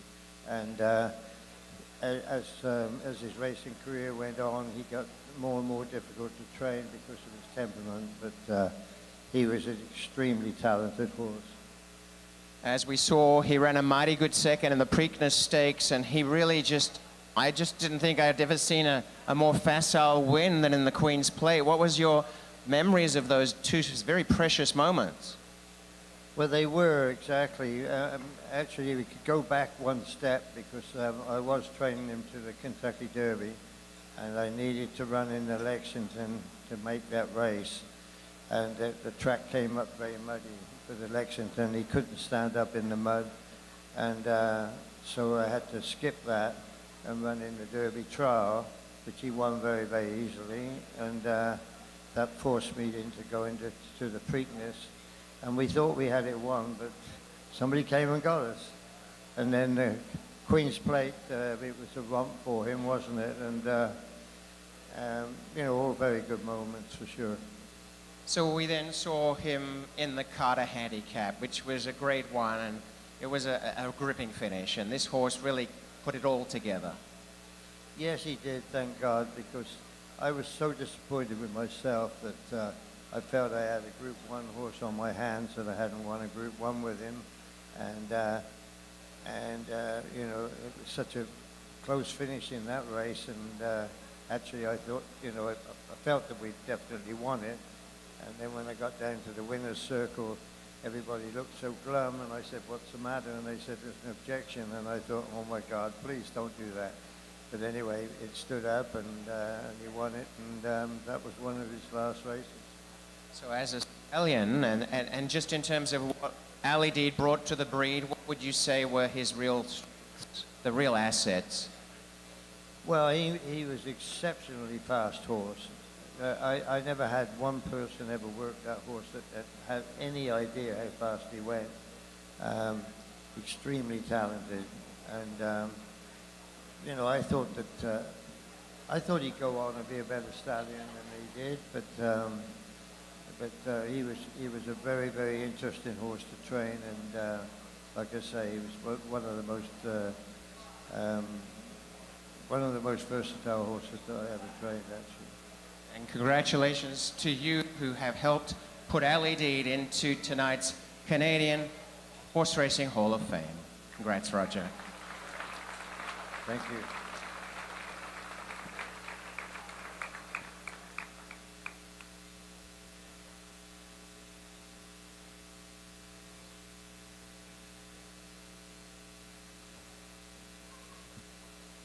Well, ladies and gentlemen, this looks like a nice natural break in the program for us, so we'll take a few minutes. That'll allow you to finalize your bids, and we'll get ready for the final four when we return. You will see a count clock come up to the end of the silent auction.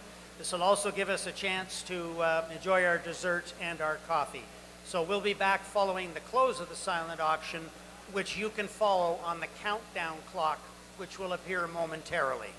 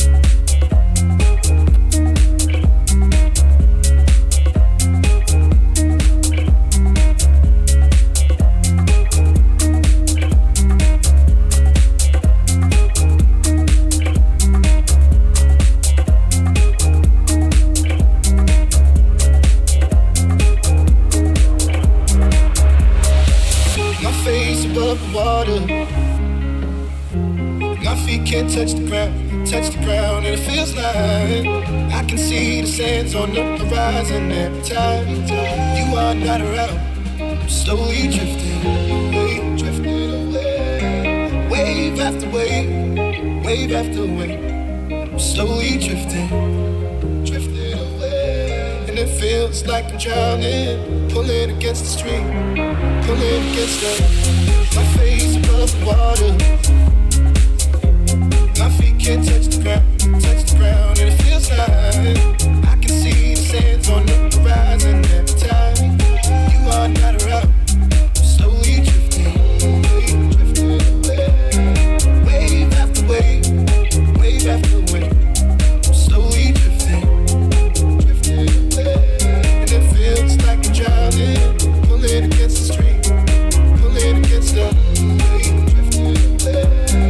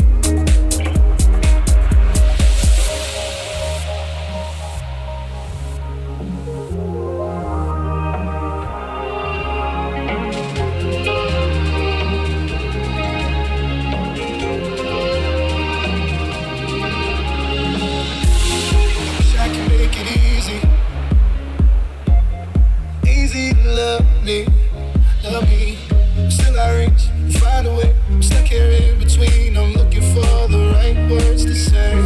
I'm slowly drifting away. Wave after wave, wave after wave. I'm slowly drifting away. And it feels like I'm drowning, pulling against the stream, pulling against the.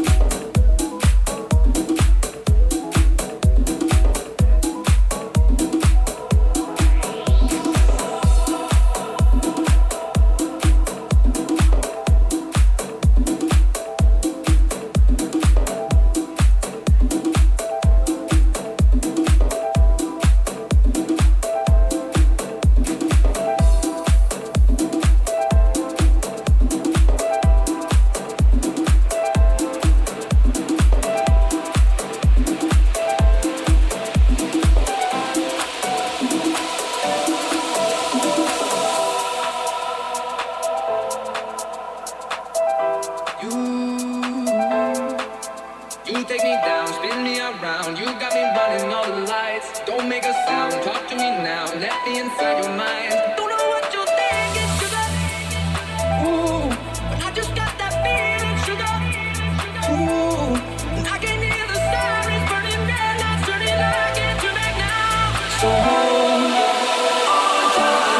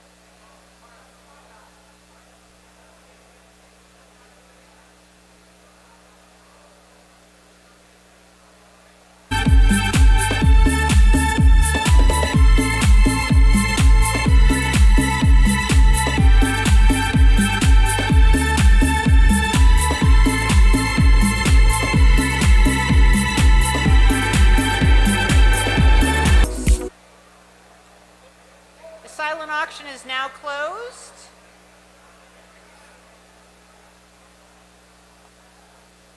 The silent auction is now closed, and we all need to return to our seats as soon as possible so we can continue with tonight's festivities. Still a few inductees to honor. Listen, I don't want to get obnoxious with you because we're all dressed up nicely this evening. I didn't want to be the one to have to come up here and tell you to get back to your seats, but I am, and I'll do it the right way if I have to. So please return to your seats. Please return to your seats so we can continue with our inductees.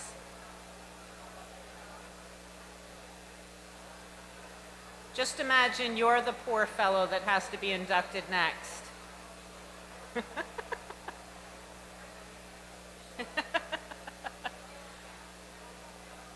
All right, folks, if you can all return to your seats, we'll get going. Slowly but surely.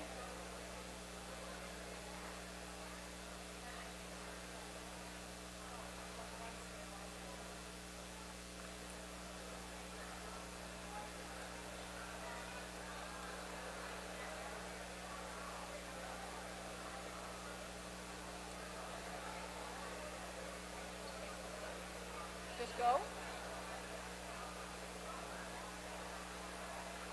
All right, folks, last call. Please return to your seats so we can conclude or continue, not conclude, continue this evening's program.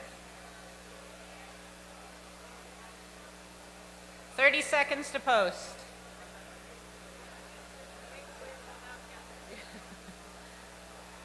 "30 seconds to post and no dragging post time. Don't get shut out. Return to your seats now. I could go on all night like this. All right, here we go.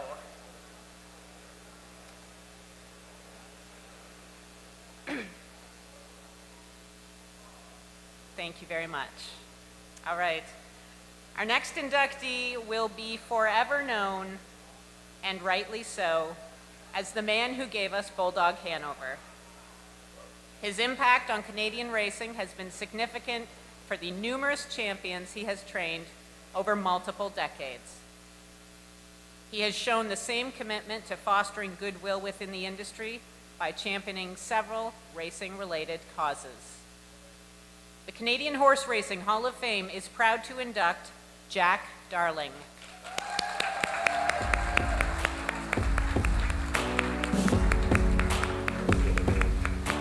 Cambridge, Ontario-based Jack Darling has enjoyed a successful career as a harness horse trainer in Southern Ontario for over 3 decades, campaigning 1,076 winners and conditioning horses to over $22 million in earnings and counting.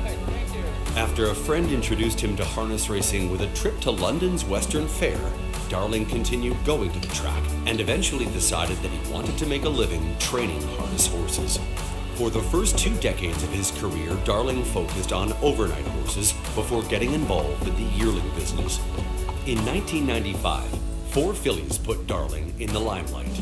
Diamond Dawn, a winner of $175,000, Low Places, winner of a 1996 O'Brien Award, Faded Glory, winner of more than $250,000 as a freshman, and Die Hard Fan, over $200,000 as a 2- and 3-year-old. Other top horses included Northern Luck with career earnings at over $900,000, North America Cup champion Gothic Dream with over $1.5 million lifetime. Campbell is angling Gothic Dream to the outside in deep stretch. Here comes Gothic Dream. He is going to chase Village Jasper to the end, and Gothic Dream is getting up on the outside to take 14. Campbell owns this race. He's won 4 in a row. And Twin Bee Champ, a winner of over $400,000. In 1996, Darling was voted Canada's Trainer of the Year after training horses to more than $1.8 million in earnings. He enjoyed a career best year for earnings in 1997 when he surpassed the $2 million milestone. Darling's latest protege, Bulldog Hanover, set a world record of 1:45.4 in 2022 to become the fastest horse in harness racing history. Bulldog retired with 28 wins in 37 races and lifetime earnings of $2.78 million. He was voted Horse of the Year in both Canada and the United States and was the recipient of the prestigious Cam Fella Award for his outstanding industry contributions. He is now standing stud at Sealster Farms in Ontario. Darling has also made significant contributions to the racing community, playing an integral role in major fundraising efforts for racing-related causes. In 2014, he received the Lloyd Chisholm Memorial Award, presented by the Standardbred Breeders of Ontario, the United States Harness Writers Association Unsung Hero Award, and the Good Guy Award, which he also won in 2022.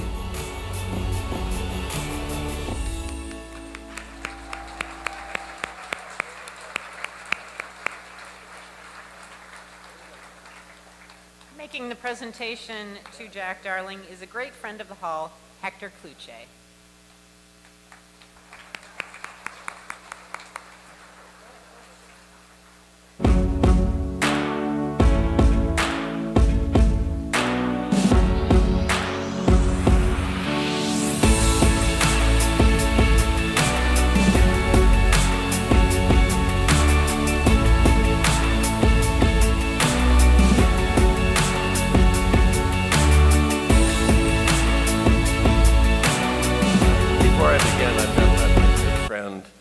Salive, and all of you know that this hair is all natural.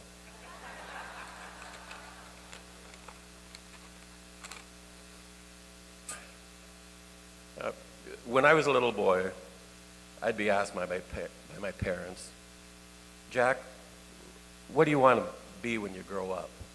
What do you want to do when you grow up? And my answer would always be the same. I don't know what I want to do, but I want to do something that I like doing. And of course, I had no idea what that would be. But when I went to the racetrack for the first time and discovered harness racing, my dream came true. And I feel like the luckiest man in the world to have been able to make a living doing something that I love. My thoughts always go back to my early days racing at Western Fair Raceway in London and how exciting it was just to be a part of it. Back then, I never would have dreamed that I would be racing in big stake races like the Little Brown Jug, North America Cup, or Breeders' Crowns. And for sure, I never imagined having a horse like Bulldog Hanover. But as exciting as it's been racing in all of those classic races, it was just as exciting for me back when I was racing and driving my raceway horses in those early years. I just love the good old days.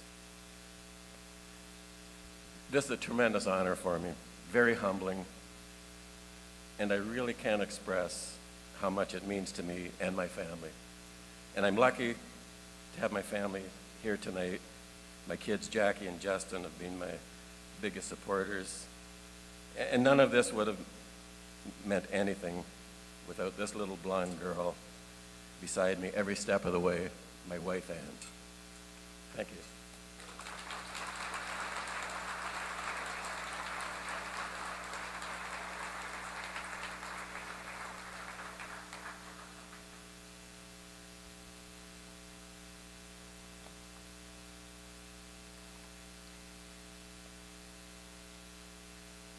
In a career spanning more than 3 decades and counting, our next inductee has driven horses to earnings of $119 million, including 6,700 winners.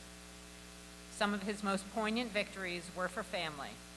These include the Breeders' Crown Triumph with Earl, which shot him into the spotlight at 21, and Hall of Famer Astreos, whose exploits propelled Christoforou into dominance in the early millennium.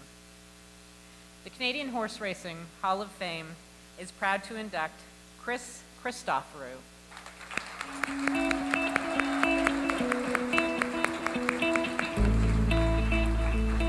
One horse can change the course of a trainer or driver's career, and for Chris Christoforou of Campbellville, Ontario, that horse was a trotting stallion named Earl, bred, owned, and trained by his father, Jarlambos. Earl and Christoforou teamed up for 35 victories and over $984,000 in earnings. That early success on the racetrack was a turning point for Christoforou, who became one of Canada's leading catch drivers for almost 3 decades. At the age of 21, Christoforou became the second youngest driver to win a prestigious Breeders' Crown race when he and Earl captured the Open Trot division at Mohawk in 1993. Earl and Royal Ballad. Earl wins the Cadillac Breeders' Crown. Canadian Horse Racing Hall of Fame members Astraeos and Earl of My Dreams were both million-dollar performers benefiting from Christoforou's prowess in the race bike. He guided Astraeos to a memorable victory in the 2000 Little Brown Jug Race-Off and was the regular driver for Earl of My Dreams, a standout in the Ontario Sire Stakes at ages 2 and 3. Christoforou also achieved major stake success with Grin from Ear to Ear in the 1999 Breeders' Crown, All-American Nadia, the 2002 Breeders' Crown, as well as Canadian Horse Racing Hall of Fame member Peaceful Way's 2003 wins in the Goldsmith Maid and Oakville Stakes. He's won most of Ontario's signature events, multiple Canadian Breeders' Championships, the Fan Hanover, Oakville, Burlington, as well as the Champlain Stakes, both pace and trot, and 10 Ontario Sire Stakes super final events. A deep stretch lead for Betting Line, and Betting Line powers away as Christopher steals this super final to win by 3. It's Betting Line in front. Second was Investment. He took home his first O'Brien Trophy as Canada's Driver of the Year in 1999. In 2002, he won his second O'Brien Award, and then captured his third in 2003, the year he set a personal best of $11.9 million in earnings. Christoforou reached the 6,000 win plateau and surpassed $100 million in earnings in 2014, en route to adding a fourth O'Brien Bronze to his trophy case as Canada's Driver of the Year. During his Hall of Fame career, and as of June 17, 2023, Chris Christoforou has driven 6,765 winners and horses to earnings of more than $119 million. And he's not done yet.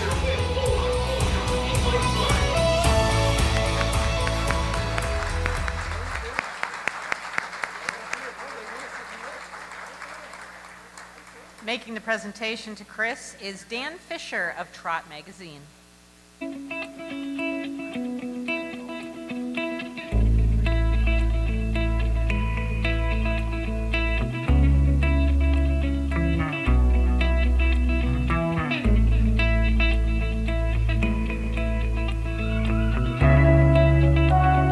Wow, what a feeling. My whole life I waited for this. When my parents started in this business, my father bought a horse. He couldn't afford a race bike and a jog cart. So we went with the race bike so he could jog and race with it. And 50 years later, a little longer, here I am. I owe everything to my family. My wife, Camilla, my kids. I wouldn't be here without them. So many people in this room, Dr. Moore, Jack, so many. Ronnie Wade has been an idol of mine. It's just overwhelming. When I was a kid, people in my school they wanted to be Wayne Gretzky.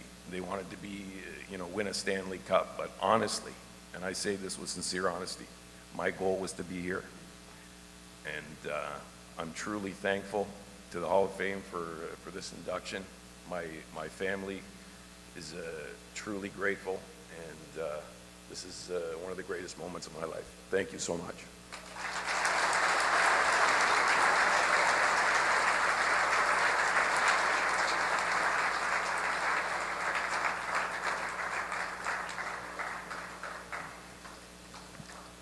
Our next inductee has forged his own unique brand as a highly successful breeder and dedicated industry leader, while developing one of North America's most noted nurseries. He has foaled, raised, sold, and raced a litany of this country's most significant runners. His industry leadership roles, which are so numerous over several decades, internationally, nationally, provincially, have served breeders, owners, and the industry at large, and the history of this game very, very well. It is interesting because he is in the breeding industry. Well, in 2013, John Secura Jr. was inducted into the Racing Hall of Fame. 5 years later, in 2018, his brother, John G., inducted into Racing Hall of Fame. And here we are with his celebrated father and brother, and it's his turn, a past president, too, of the Canadian Racing Hall of Fame. A pleasure to make this announcement. The Canadian horse racing industry is proud to induct our Glenn Secura.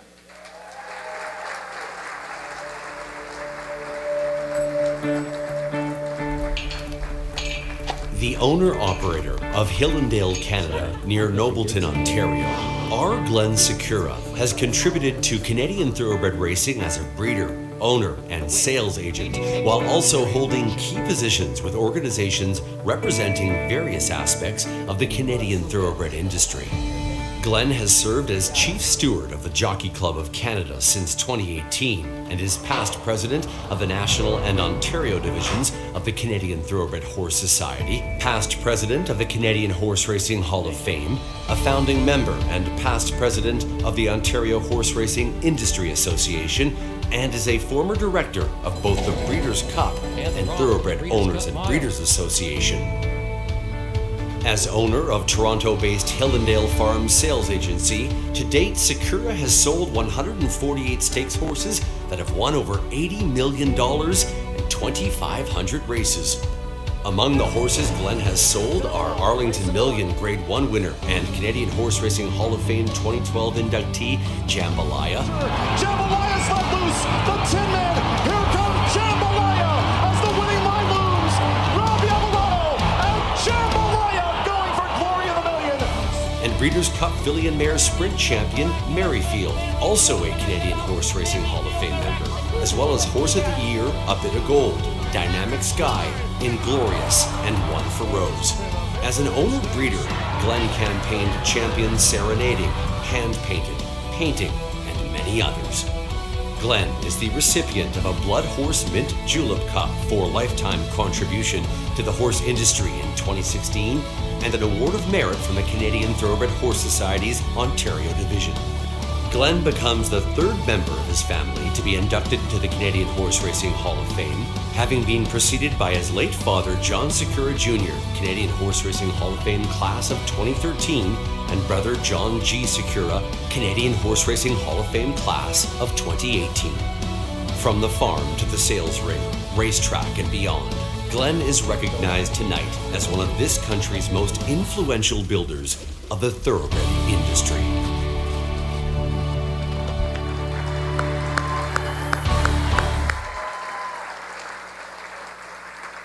Making the presentation to Glenn Secura is his brother, who is manager at Hillendale in the States, and also an honored member of the Hall, inducted, as mentioned, in 2018, John G. Secura.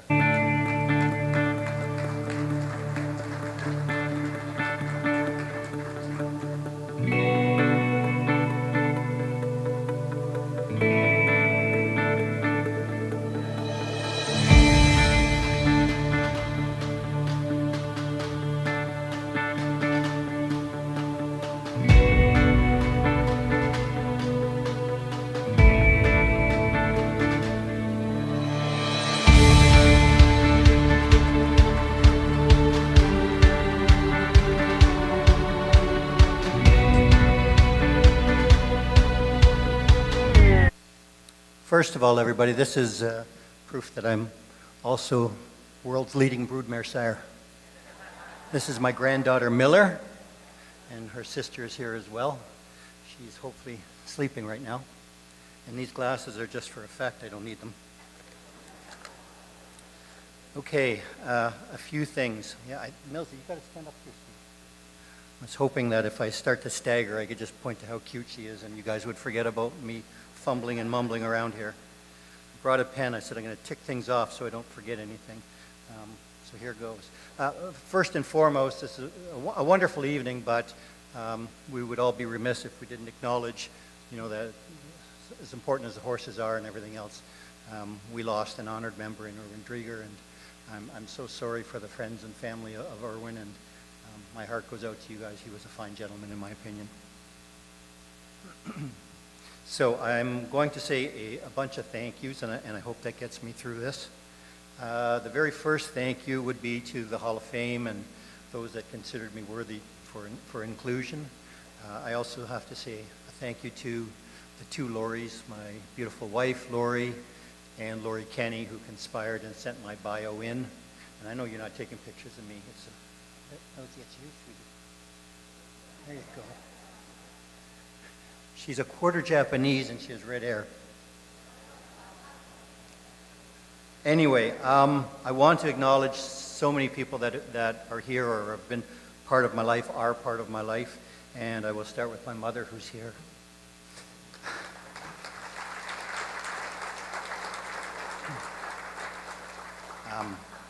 I am not going to look over this way for the rest. I'm just going to say what I have to say, and all you know that I love you very much. Thank you for everything, Mom. Mom is a constant feature in the Woodbine Winter Circle, mostly when my brother wins races, and she's always there, front and center, supporting, so thank you, Mom. My dad was really the patriarch of the horse business. On June 15th, 1969, he took at least my brother and I, maybe my sister as well, to the racetrack. I remember that day because he gave us each $2 to bet and said you could bet it on any horse you like, and I hope my brother remembers this, but we did what kids always do. You look at the tote board, and there was a horse 60 to 1, and we said, Dad, $2 on Fire and Desire, and he won the race, but my dad told us beforehand if we were going to spend our money that silly, he'll just bet it for us, and he bet us $2 to show on somebody else. So what would have turned out to be a $120 windfall for the both of us was probably a $2.30 show ticket, but that's life. My dad was an immigrant.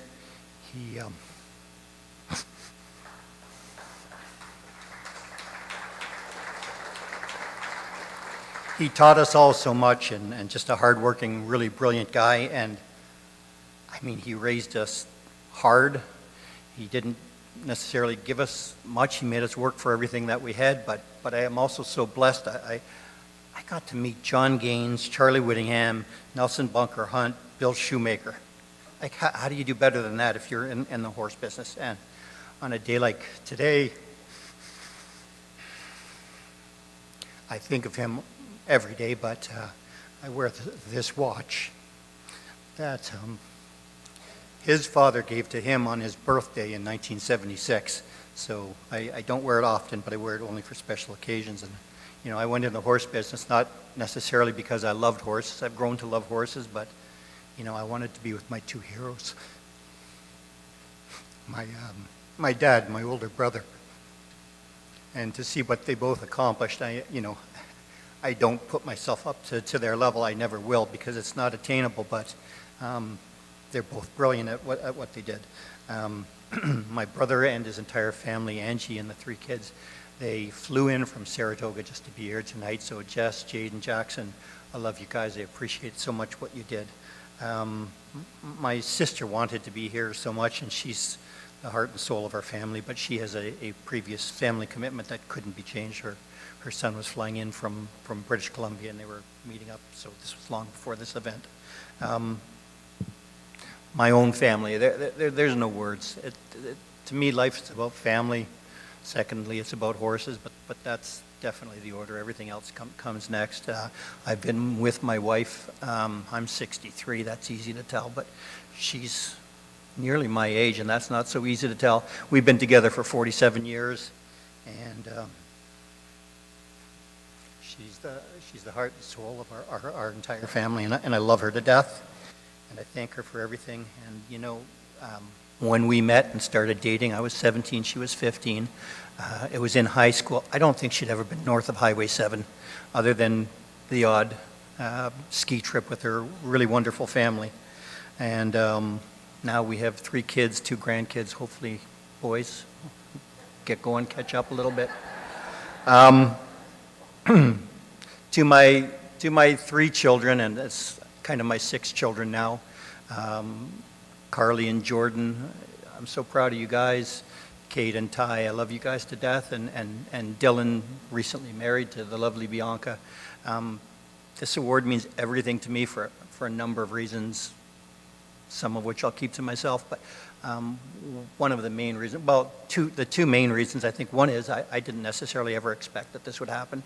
And the second was, from the bottom of my heart, you guys, you 6 are my lifeblood. And you're all so much more talented than me. Like, it's not even close. And this award, to me, should show all of you guys that, you know, if you stick with your paths, you're going to go a long way. Because I've done reasonably well doing what I'm doing, and I'm doing it on half a tank compared to you guys. So stick with it and you know, stay together and love one another and all that. And I did want to tell you, it's like a bit of a Green Acres situation with my wife when she first moved up. The younger kids won't know that reference, but you know, it was sort of like a Japanese-Canadian Zsa Zsa Gabor. She moved to the farm, and she's, I think, very happy being a farm girl now. So Lolo, thank you so much for everything, and thanks for being that part of my life. I would be remiss not to mention my in-laws. Henry and Shirley, my mother and father-in-law, just wonderful people, and Robbie, who's here tonight, is always a great supporter. He's about the same size as most jockeys, but he chose a different path in life.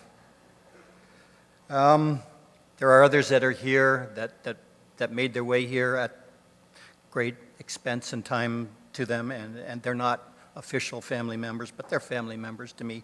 Teddy and Yvonne, I love you guys, and you've always been there for me. Teddy's like my older brother, my other older brother, my second father, and kind of a weird sense of humor that we share together sometimes as well, so that's great. Mario and Marianne are here, not only dear friends, but partners as well, and Stephen and Elena, thank you guys so much for coming. Marianne, we always say, you know, when we hit the big one here, when we get our Pink Lloyd, we're going to buy her a fancy pair of shoes because she likes shoes, and she's still shoeless, at least for the time being, but we've got close. We're going to get there. I would be extremely remiss not to mention somebody I called previously, my work wife from years back, Julie Coulter. I'm not sure where you are. Oh, there she is. Julie and her lovely daughter, Chelsea.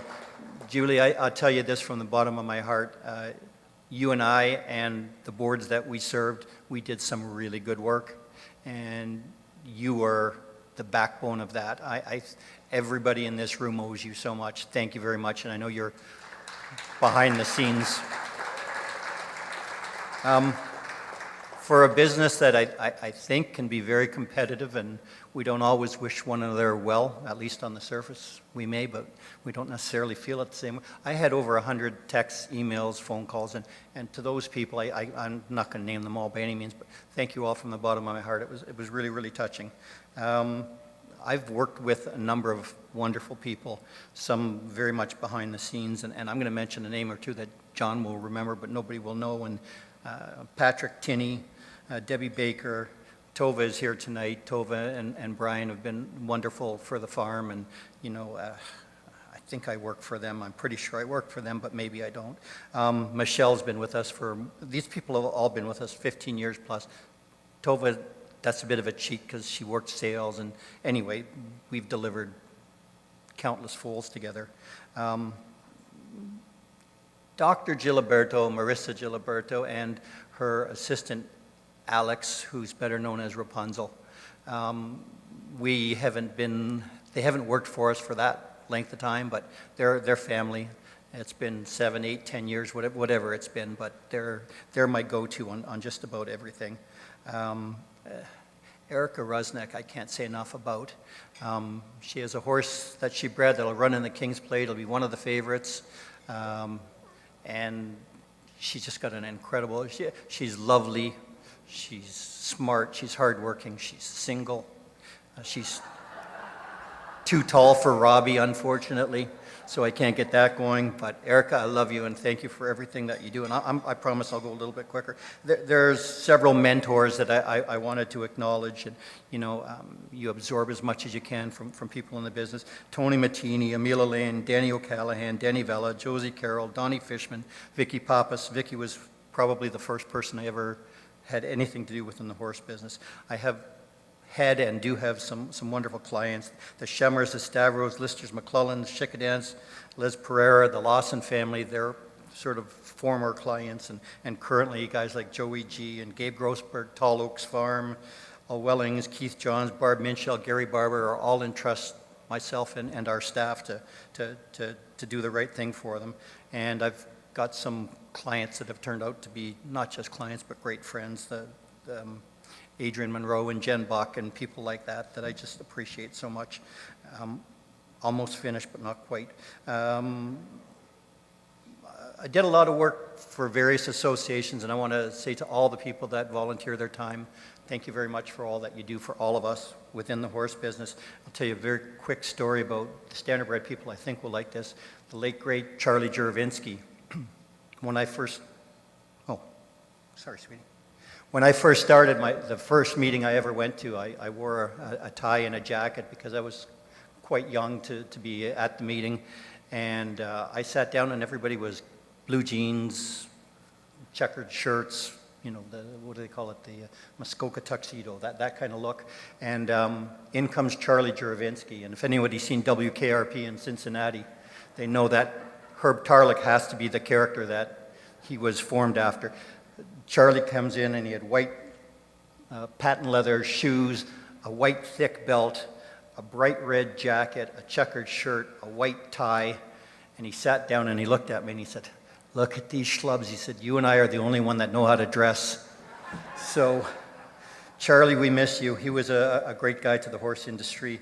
The CTHS I did for 31 years, and I was with some mostly really, really terrific people, one of whom is sitting here, Frank DiGiulio. Frank, I respect the hell out of you, and you mean a lot to the industry, and you certainly mean a lot to me. And guys like Jeff Begg, Dr. John Brown, there's a multitude of them, the CTHS National, Gord Wilson, Grant Watson, Gene Cruz. Now I'm doing some work with the Jockey Club of Canada, and I just wanted to acknowledge Megan and Candace, who are the two general managers, one formerly and one presently. David Anderson's been a great supporter, and the board of stewards have been wonderful.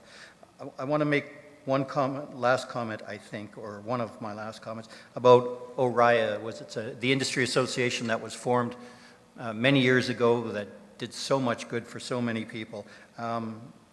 If there is anybody here that thinks that the business that we all participate in is a given, you are wrong, and you missed the slots at racetracks cancellation. And were it not for an ORIA, I don't know where we'd all be, but we'd probably be in the elite Legion or something like that right now. There were so many wonderful people that came together. It's something our industry doesn't do well enough, often enough, and we need to do that. And for everybody that was on ORIA at the time, the slots cancellation came in. I know what you all went through, and I would want to acknowledge Bill O'Donnell and Tammy McNiven and Bob Broadstock and all the fellas from WEG. Jane Holmes, Heck Kluche were also part. And let's stay together. Let's work as a business, because that level of treachery should never happen again. And it can if we're infighting. It can if we don't work together. So the industry is a privilege. It's not a right. If we don't steward it wisely, we could lose everything that we've all worked so hard for, and that would be a real shame.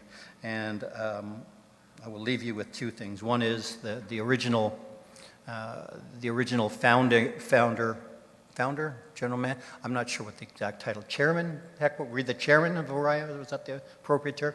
Peter Hardy was the original, and he said something that stuck with me forever, and I will never forget it. He said, as an industry, we can swim together or we can sink separately.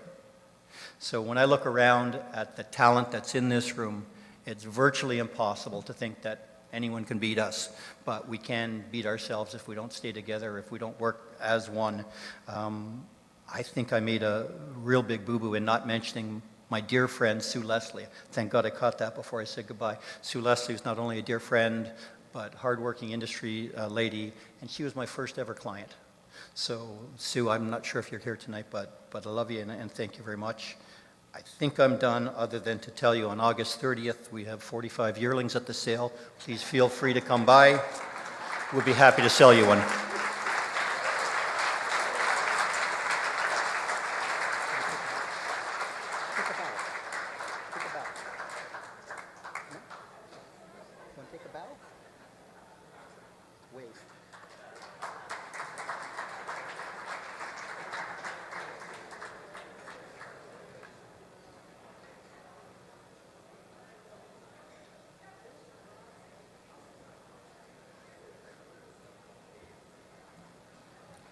Thank you so much, Glenn. Well, Glenn, he made reference to our upcoming inductee, who really was a superstar, a true superstar in the modern day, Pink Lloyd.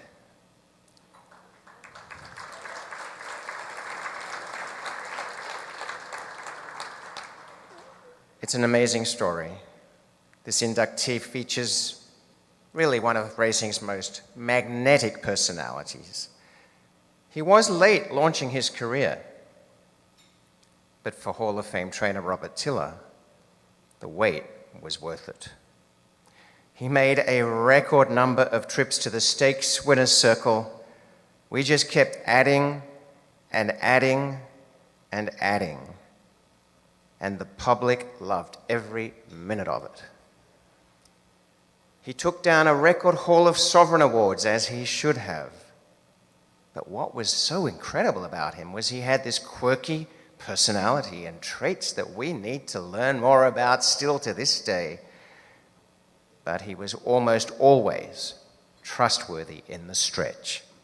The Canadian Horse Racing Hall of Fame is proud to induct Pink Lloyd.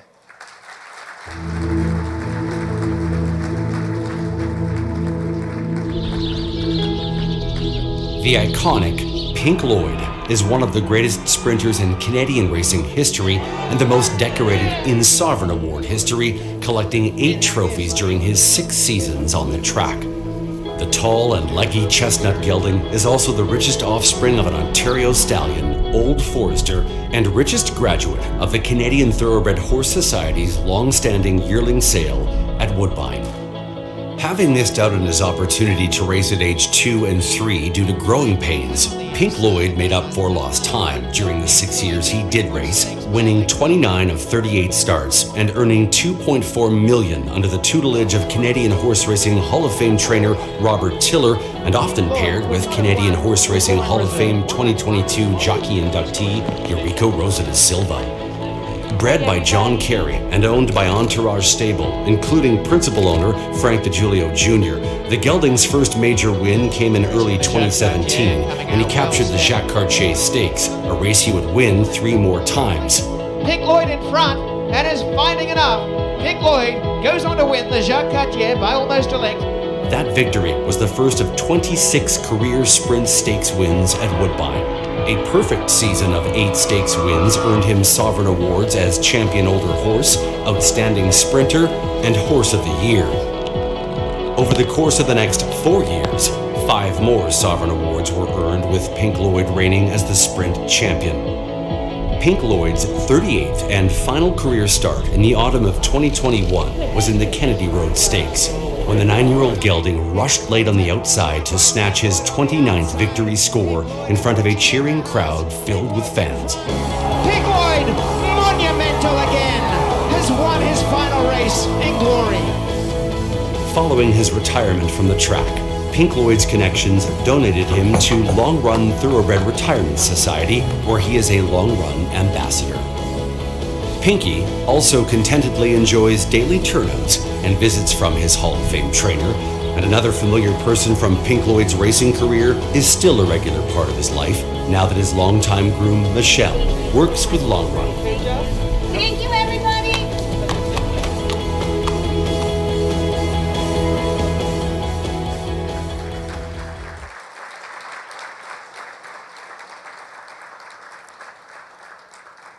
So making the presentation to Frank DiGiulio, a member of the Entourage stable, along with other members, Ed Longo, John Perry, John Liccardo, Victor Mele, as well as Hall of Fame trainer Robert Tiller, accompanied by Eurico Rosa da Silva, is breeder John Carey.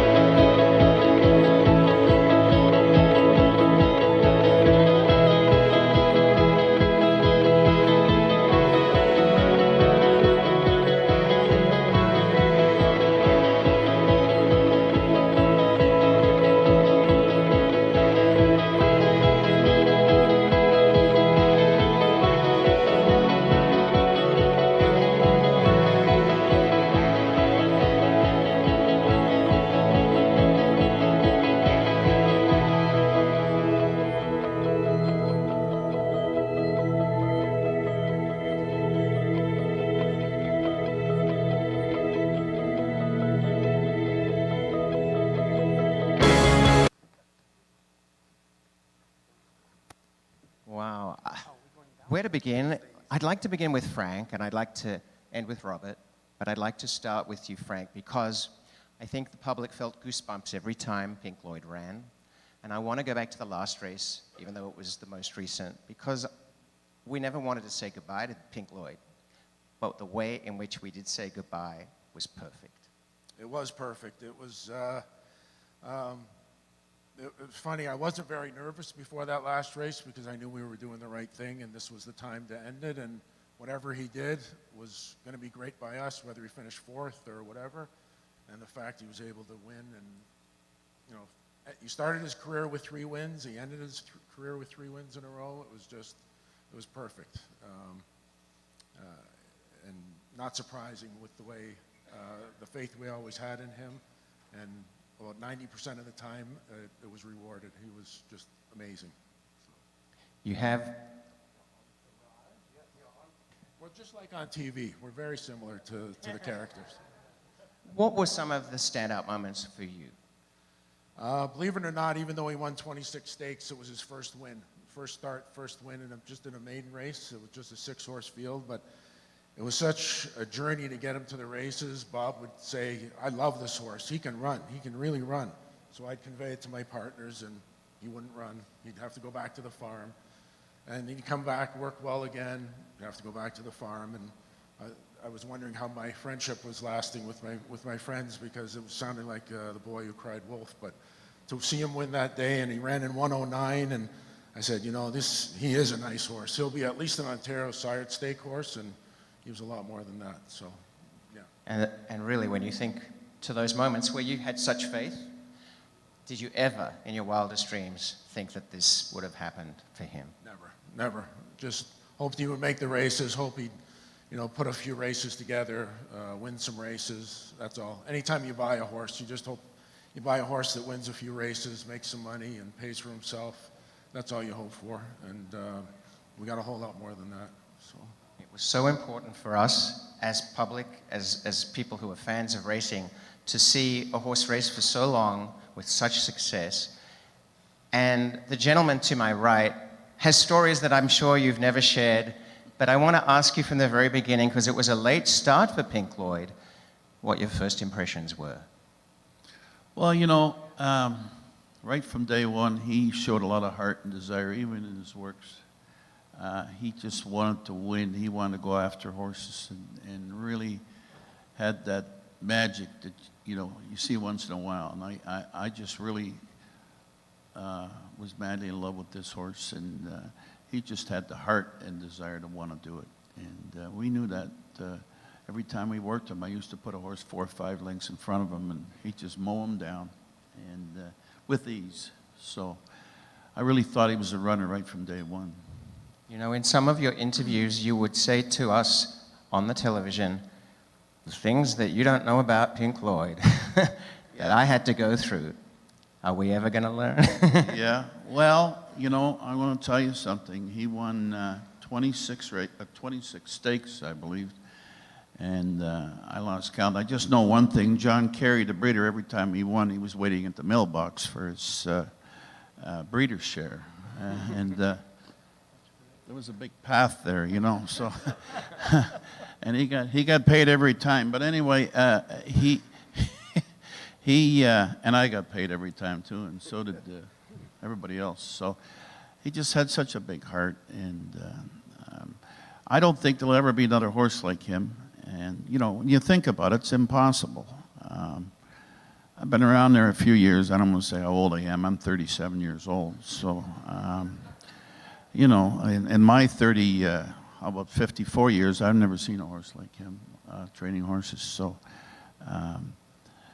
You know, we were very lucky to have him, and we went through sessions with him. You know, it might seem very simple to train a horse like this, and I noticed a few very good trainers here, but the pressure is unbelievable, and every day there's something new. We had a lot of times where I thought his career was over.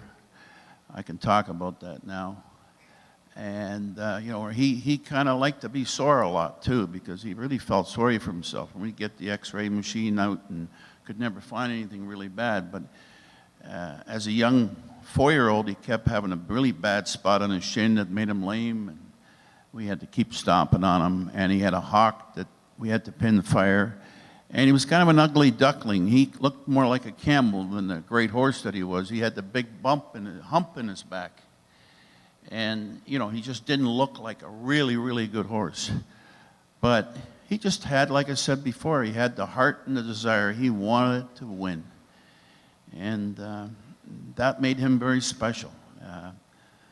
You know, I hate to say this here in front of this big audience, but if you look at his form, he was vanned off after winning 12 stakes. And vanned off because he bled from both nostrils. And what will we do without Lasix, folks? And he was like all other horses. He was a Lasix horse, but he had one very bad bleed, and we stopped him. These are the most patient owners in the world. We stopped him the rest of the year, and guess what? He went on to win another 14 stakes. After that, never really bled again. We found out it was a viral thing. But we went through all these terrible sessions with him, and there were other incidents. You know, he was a special horse to train. We used to hack him late in the morning, and you know, I was waiting for the track to close, so there was no other horses out there. I figured that out after, because he hated horses around him because he always wanted to go after them. And I had some really special people. Tom Lotrish, my assistant trainer for the last 30-something years, been with me over 32 years. The lady that's here tonight, Michelle Gibson, you know, Michelle, stand up, because she was the groom for Pink Floyd. Where is she? I don't. And you didn't stand up. I'm looking for you. There she is. So it was. You know, it was a job well done by everybody, especially Pink Floyd, because he was the greatest horse that ever lived to me. And I've trained about 160 stakes winners, and I've won 2,100 races, so I think I have some idea what's good or bad. So he was just a super horse. So patient owners. Didn't run till he was 4 years old, raced till he was 9, won 29 races and 26 stakes. Well, you know, folks, try and repeat that one. Has anybody ever repeated that one? I don't think so. So I can't, and I thank everybody, and everybody was part of that. But talking about this, I have to thank. I lost my dear wife October 16th. She was only 61 years old. She never missed a race. Without her, I couldn't have done it. I couldn't have kept going. And I'm having a hard time keeping it going right now. But she was my biggest fan and Pink Floyd's biggest fan. And I think of her 3-4 times a day. And without her, she's up there watching. And I love you, Gail. God bless you. Thank you. Thank you. To a grand job, to the greatest training feat, and to a team that has put so much into the sport, we are so grateful for your contribution, and you deserved every single win, every time, and the public will still get to see Pink Floyd at Long Run, and he is quite the star. Thank you so much for being here, and congrats, John.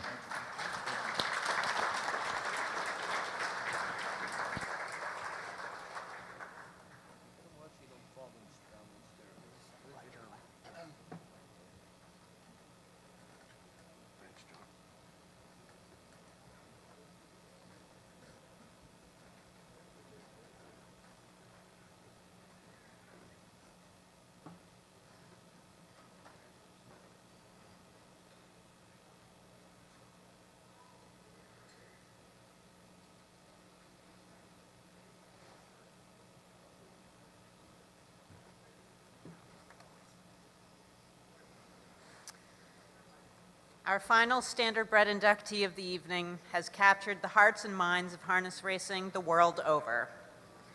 He is a rare figure that unites people in enthusiasm, brings grown men to tears, and perfectly epitomizes the notion that anything is possible.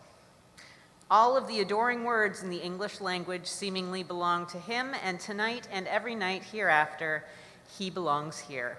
The Canadian Horse Racing Hall of Fame is proud to induct Bulldog Hanover.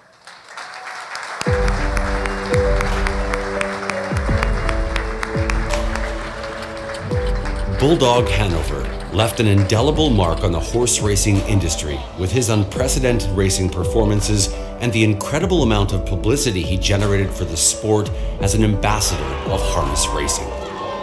Sired by Shadow Play, out of the Arts Place mare BJ Squall, Bulldog Hanover was purchased by trainer Jack Darling for $28,000 at the 2019 Harrisburg Black Book sale.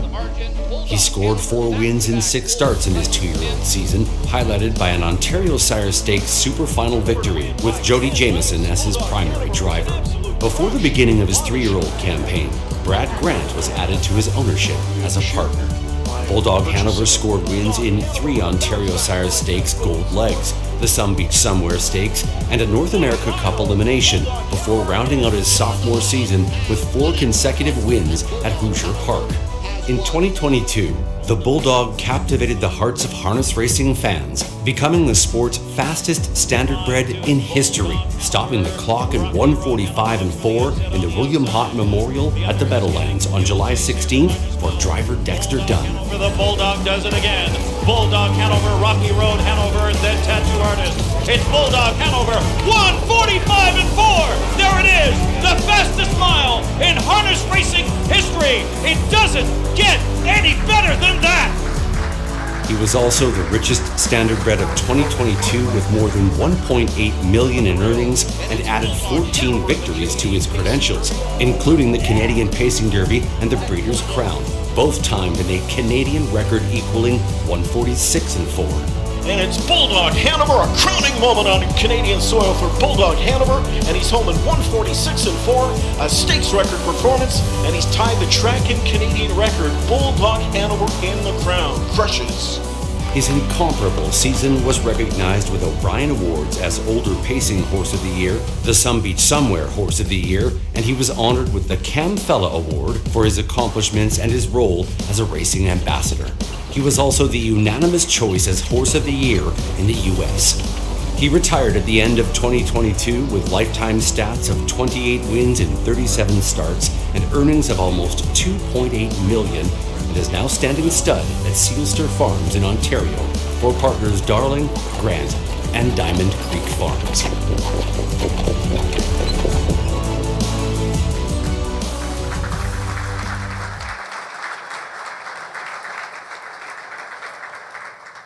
Making the presentation to Brad Grant, the co-owner of Bulldog Hanover, is once again Hector Cluche.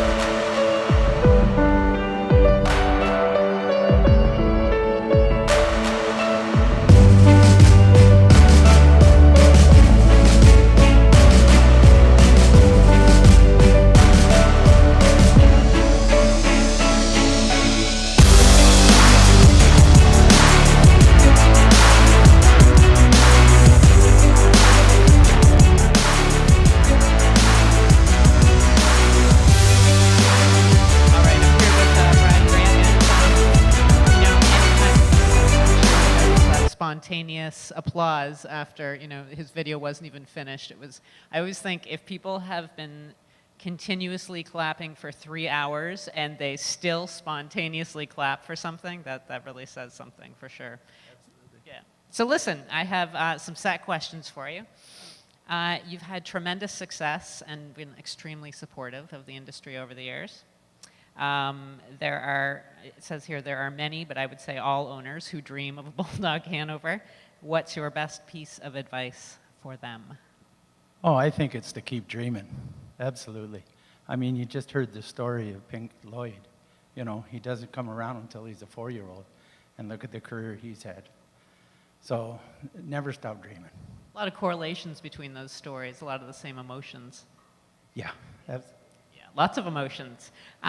Is there anything about the Bulldog experience that surprised you? You've had some time to process all of this, and I'm probably the 4,000th person to ask you this question, but is there, or maybe I've asked you this 4,000 times, is there anything now that you've had ample time to reflect, and on a night like this that really reflects the entire career, is there something that stands out to you? Well, there's a lot of things. One of the things, his races were phenomenal. His career has been phenomenal. But I think one of the things you learn when you have a horse like Bulldog Hanover is how is he received by everybody. And Jack and Johnny, his caretaker, they never let anybody not see this horse. Everywhere he went, there was lineups of people to see him, the Bulldog. That's all you ever heard. And they gave the world every opportunity to see this horse. The races are great, but the response from the people, from the ordinary people, the betters, just people that wanted to see the Bulldog because they'd heard about him, I think that was as a highlight as any. It doesn't happen every day. I can't remember the last time a horse like that, well, I can remember, and it's one of the greatest horses of all time, so it must be just an incredible feeling for you. Absolutely, absolutely. Of course, the 145 and 4 doesn't hurt either. The money's okay, too. Yeah, okay. What is, do you have a treasured memory? Do you have one little nugget that you carry around with you out of all of those, that enormous treasure trove of fabulous memories for you to reflect on for the rest of your life? Is there one? I know Jack has one. He kept it from me in a separate interview and used it in his own speech, that he was coming around, he was jogging Bulldog, right? And you came around and there were all these people just watching him jog. And he said, I don't know if he said it brought a tear to his eye. I'm just going to interject that. Maybe. Oh, yeah, it did. So is there anything like that? Well, I have two things. One is when Jack said we have a deal. That was big for me. That's right. Well done. The other one was his 4 races at the Meadowlands. You know, to go the miles he did, world record championship, and then 3 other miles under 47 or under in a 22-day span. I mean, that was tremendous. So that was big. Absolutely, that's a great memory.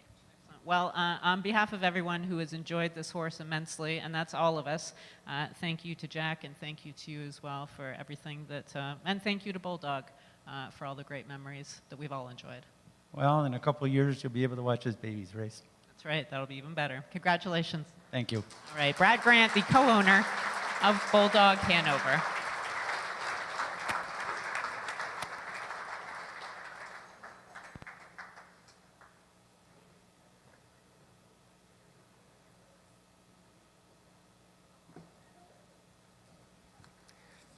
We come to our final inductee this evening, a native of São Paulo, Brazil, and now a proud Canadian, who I have to say, I would watch him go into the zone before a race day like no other jockey I've ever seen. And his exemplary record and his knack for the wire were uncanny, as was his courage. He's achieved success at all stops on racing's global map. His ultra consistency became apparent here with his second Queen's Plate win in 2010, when earning his initial Sovereign Award as Canada's champion jockey. Remarkably, over the following 9 seasons, he added 6 more Sovereign Awards and set race-winning standards. His marquee race wins, of which there were many, some on the most improbable outsiders, underline the magnetism here and on the international stage. His robust goodwill, generosity of spirit impacted many. His reciprocal relationship with Pink Lloyd, who was inducted just earlier. They benefited from each other, and so did we. Tonight, the Canadian Horse Racing Hall of Fame is so proud to induct Eurico Rosa da Silva.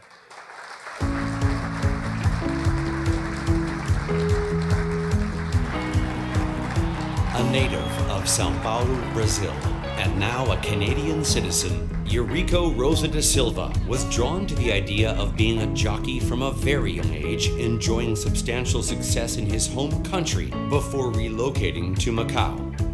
In 2004, Da Silva moved to Canada, making Woodbine his main base, chalking up his first win in May of the same year. From there, he began his steady ascent in the jockey standings. Eurico won his first Queen's Plate in 2009 with Samson Farms' Eye of the Leopard, repeating victory in 2010, guiding Big Red Mike to a front-running win in the Canadian Classic for Dom Romeo's Terra Racing in front of Her Majesty Queen Elizabeth. Big Red Mike trying to hold on for one more 16th. Big Red Mike has scored a smashing victory to win the Queen's Plate. 2010 also marked his first of 6 Woodbine riding titles and the first of 7 Sovereign Awards for Outstanding Jockey. The 2021 Avelino Gomez Memorial Award recipients' career highlights include 2 Woodbine Oaks wins, as well as upset wins with Bullard's Alley in the 2017 Canadian International and El Tormenta in the 2019 Woodbine Mile. The same year, Da Silva concluded his riding career. El Tormenta on the inside in front, and El Tormenta has won the Rico Woodbine Mile. Eurico had a remarkable partnership with multi-time champion Pink Lloyd, including 2 victories in the Kennedy Road Stakes and 3 wins in the Vigil Stakes. On the international stage, Da Silva claimed victory in the 2017 World All-Star Jockeys Championship in Japan. Admired by both racing fans and fellow jockeys, Eurico was appreciated for his professionalism, unbridled joy, and exuberant wishes of "Thank you very much, good luck to everybody." Out of the saddle, Da Silva's generous spirit was evidenced by his long-time commitment to racehorse aftercare at Long Run Thoroughbred Retirement Society and supporting his community by volunteering with the Out of the Cold program for the homeless. Statistically, De Silva achieved over 2,200 wins, over 1,900 seconds, and over 1,500 third-place finishes in 11,630 career starts for earnings of nearly $103 million.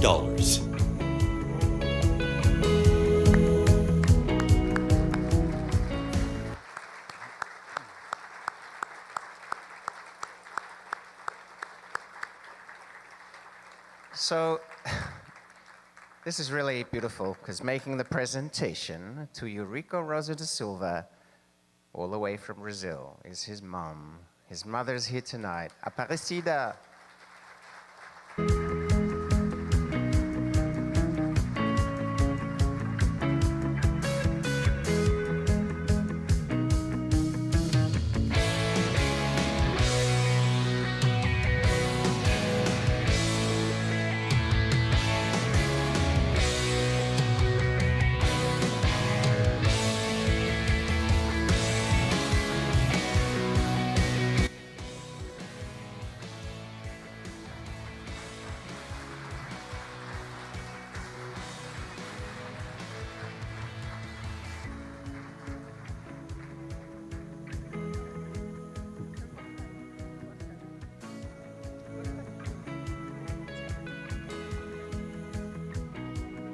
Good evening, everyone. It's an honor to be here this evening with so many of the sport's big stars. I want to congratulate all the inductees this evening. What a terrific group of people and horses. It was a thrill to see two recently retired big stars, Pink Lloyd and Bulldog Hanover, being recognized. As you know, we come from the same world, the global horse racing world. When I was 6 years old, my family was very poor. We didn't even have a television at home. One day, I went to visit my uncle, Antonio. The TV was on. It grabbed my attention immediately because there was a horse race on.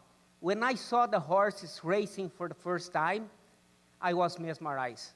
My heart was beating so hard, and my passion was born. It was love at the first sight. That marked the beginning of my dream to become a champion jockey. When I was 13 years old, I raced for the first time in Cora horse race.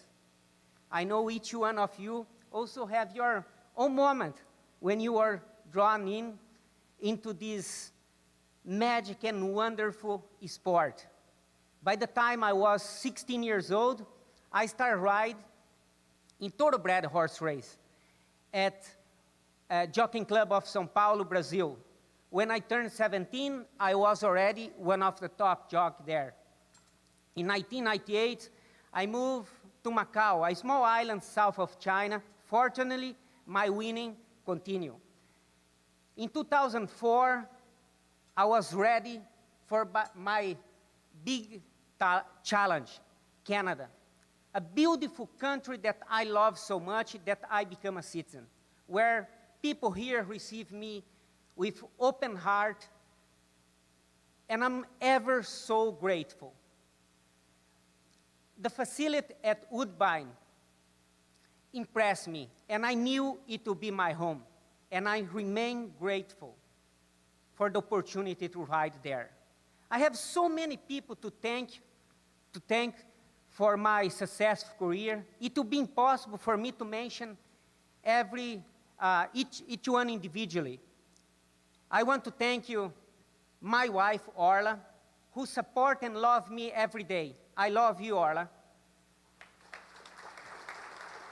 Also, I want to thank my 3 beautiful kids, William, Emilia, and Isabel. They inspire me every day. I love you. To get to the top, you require teamwork. I want to thank all the Asians with whom I worked. Fred Scott, Don Parenti, Mike Lourder, and Tom Patton, and also my valet, Nick, who did a wonderful job for me. I want to also thank the horse owners and breeders, who support me. Special thank you to Samson Farm. I also want to thank the trainer that helped me to get going here. Not an easy place. I'll never forget. Herb Burnett, Glenn Magson, Norma McKnight, and Norma D'Souza. And also the trainers that continue to support me later, Kevin Attard, Malcolm Pierce, Reed Baker, Roger Edfield, and Bob Tiller. Bob, we all know you're a Hall of Fame trainer, but what you did with Pink Lloyd, that was incredible. I have a special place in my heart for Pink Lloyd.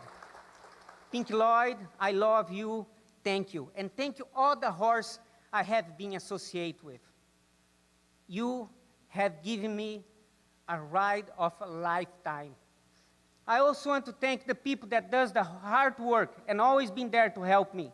The grooms, exercise riders, gate crew, and the pony. I love you with all my power in my heart, and I miss you all. And one friend I want to mention that always there for me, Jim Bannon. Jim, thank you. And finally, I want to thank the person that was with me from the beginning and is still standing by my side today, my mom. Mom, thank you, I love you. Mom,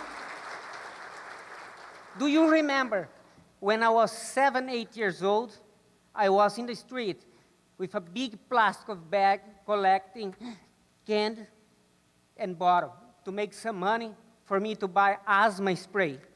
Mãe, a senhora lembra que eu estava na rua pegando latinha?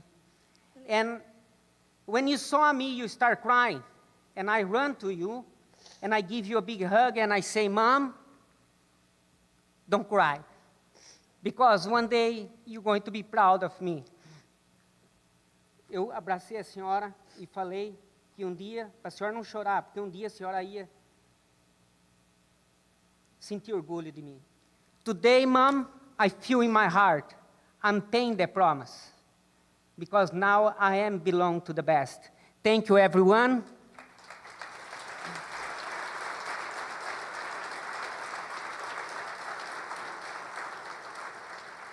I love you all. Good luck to everybody.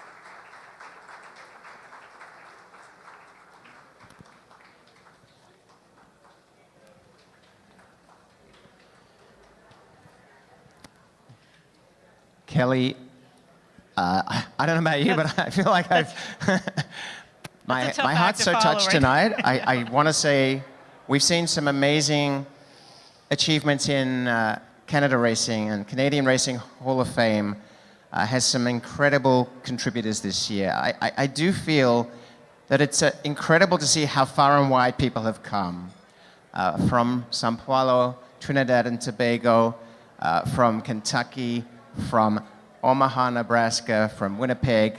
Yep. It's a testament to the Hall of Fame, and we are so delighted that all of your family members who could make it were here tonight. Yes, thank you to everyone for coming. We have just a few things before we wrap up, and we are going to give away those centerpieces.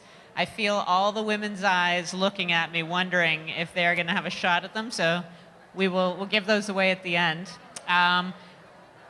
But I think the one thing, first of all, the planning committee has done just a phenomenal job of taking all of these inductees, playing catch-up these last 2 years. Yes. Is no easy task, and I think everyone will agree they've just done a phenomenal job of making the night flow smoothly, 100%. and everyone still gets their spotlight, so that's been just phenomenal. But the one good thing about that, well, several good things, but the ability to see all these different connections in one room. So, for example, yeah. We had synchronicity with Yuriko, with Yep. Pink Floyd, inducted, as it turns out, in 2022, 2023. So the catch-up worked out in absolute synchronicity. And it happened to in standardbred racing. Yeah, exactly. Yeah, Shadow Play, Bulldog Hanover, and Jack Darling. So excellent. Okay, well, let's wrap it up. A big thanks, Robert? of course. Let's give a round of applause to Linda Rainey. Wow, what an incredible job. It's an enormous amount of work that she's put in, and she does a fantastic job. A recognition, please, to Jim Bannon. Yes, Jim Bannon, the one and only. All right, we are going to go through a quick list here and then a couple of notes at the end. So these are individuals and companies who've made a special contribution. We're going to recognize them. Jane Ballure, she was the one managing all of the photos and trophies, so thanks very much to Jane. Thank you, Jane. My co-host, Robert. Life in Flowers for the decor. Clive Cohen, New Image Media Photography. Digital X, the AV support. Manon Graval for the French translation. Not me, obviously. Justin's Canada for the inductee rings. Dave Landry for the program photos. The Mississauga Convention Center. Yes. Great event host. Jennifer Morrison for the Thoroughbred inductee biographies. Deanne Petty for the fabulous program design. Soul Drive Enterprises for the Equine Inductee Awards. Sportswood Printing, a division of the Aylmer Express Limited Printing Company. Kathy Wade Villar, who wrote the Standardbred inductee biographies, and the Woodbine Entertainment Group broadcast production department, who does just an incredible job of putting those fabulous videos together. So thanks to them. Don't forget to check the auction winner board, pay and collect your purchases. And we just want to say thank you for supporting the Canadian Horse Racing Hall of Fame, for being here tonight and making this a memorable night. Wait, sorry. Flowers. The flowers. Wow, we have to give away the flowers. We also want to thank all the volunteers who contribute absolutely their time and energy to this event. Okay, look at all the iPhone. Okay, so. And a big thanks to you, Kelly. Oh yeah, whatever. Okay, so yes, centerpieces. Jim Bannon told me how to do this. Okay, so there's centerpieces at each table. They can only go to one person, and so the person at each table who takes home the centerpiece is the smartest person at the table. No, okay. That's good, though. It's good, though. Okay, so the person... I'm drunk. The person at the table who is wearing the most pink, listen carefully, because of Pink Lloyd, if you're wearing the most pink, you take home the centerpiece. If no one is wearing any pink, you go to red, okay? Pink first, then red. I can settle any disputes. Thank you so much. You're welcome. Thank you, everyone. Have a fantastic Thank you so much. evening. Thank you. See you next time.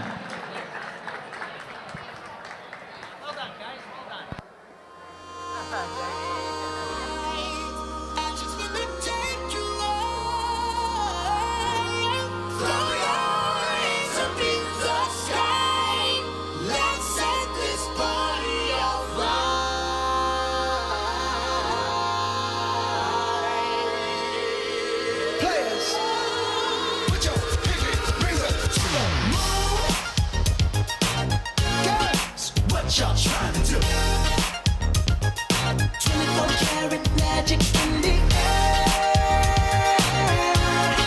Head to toe, so player. Look out.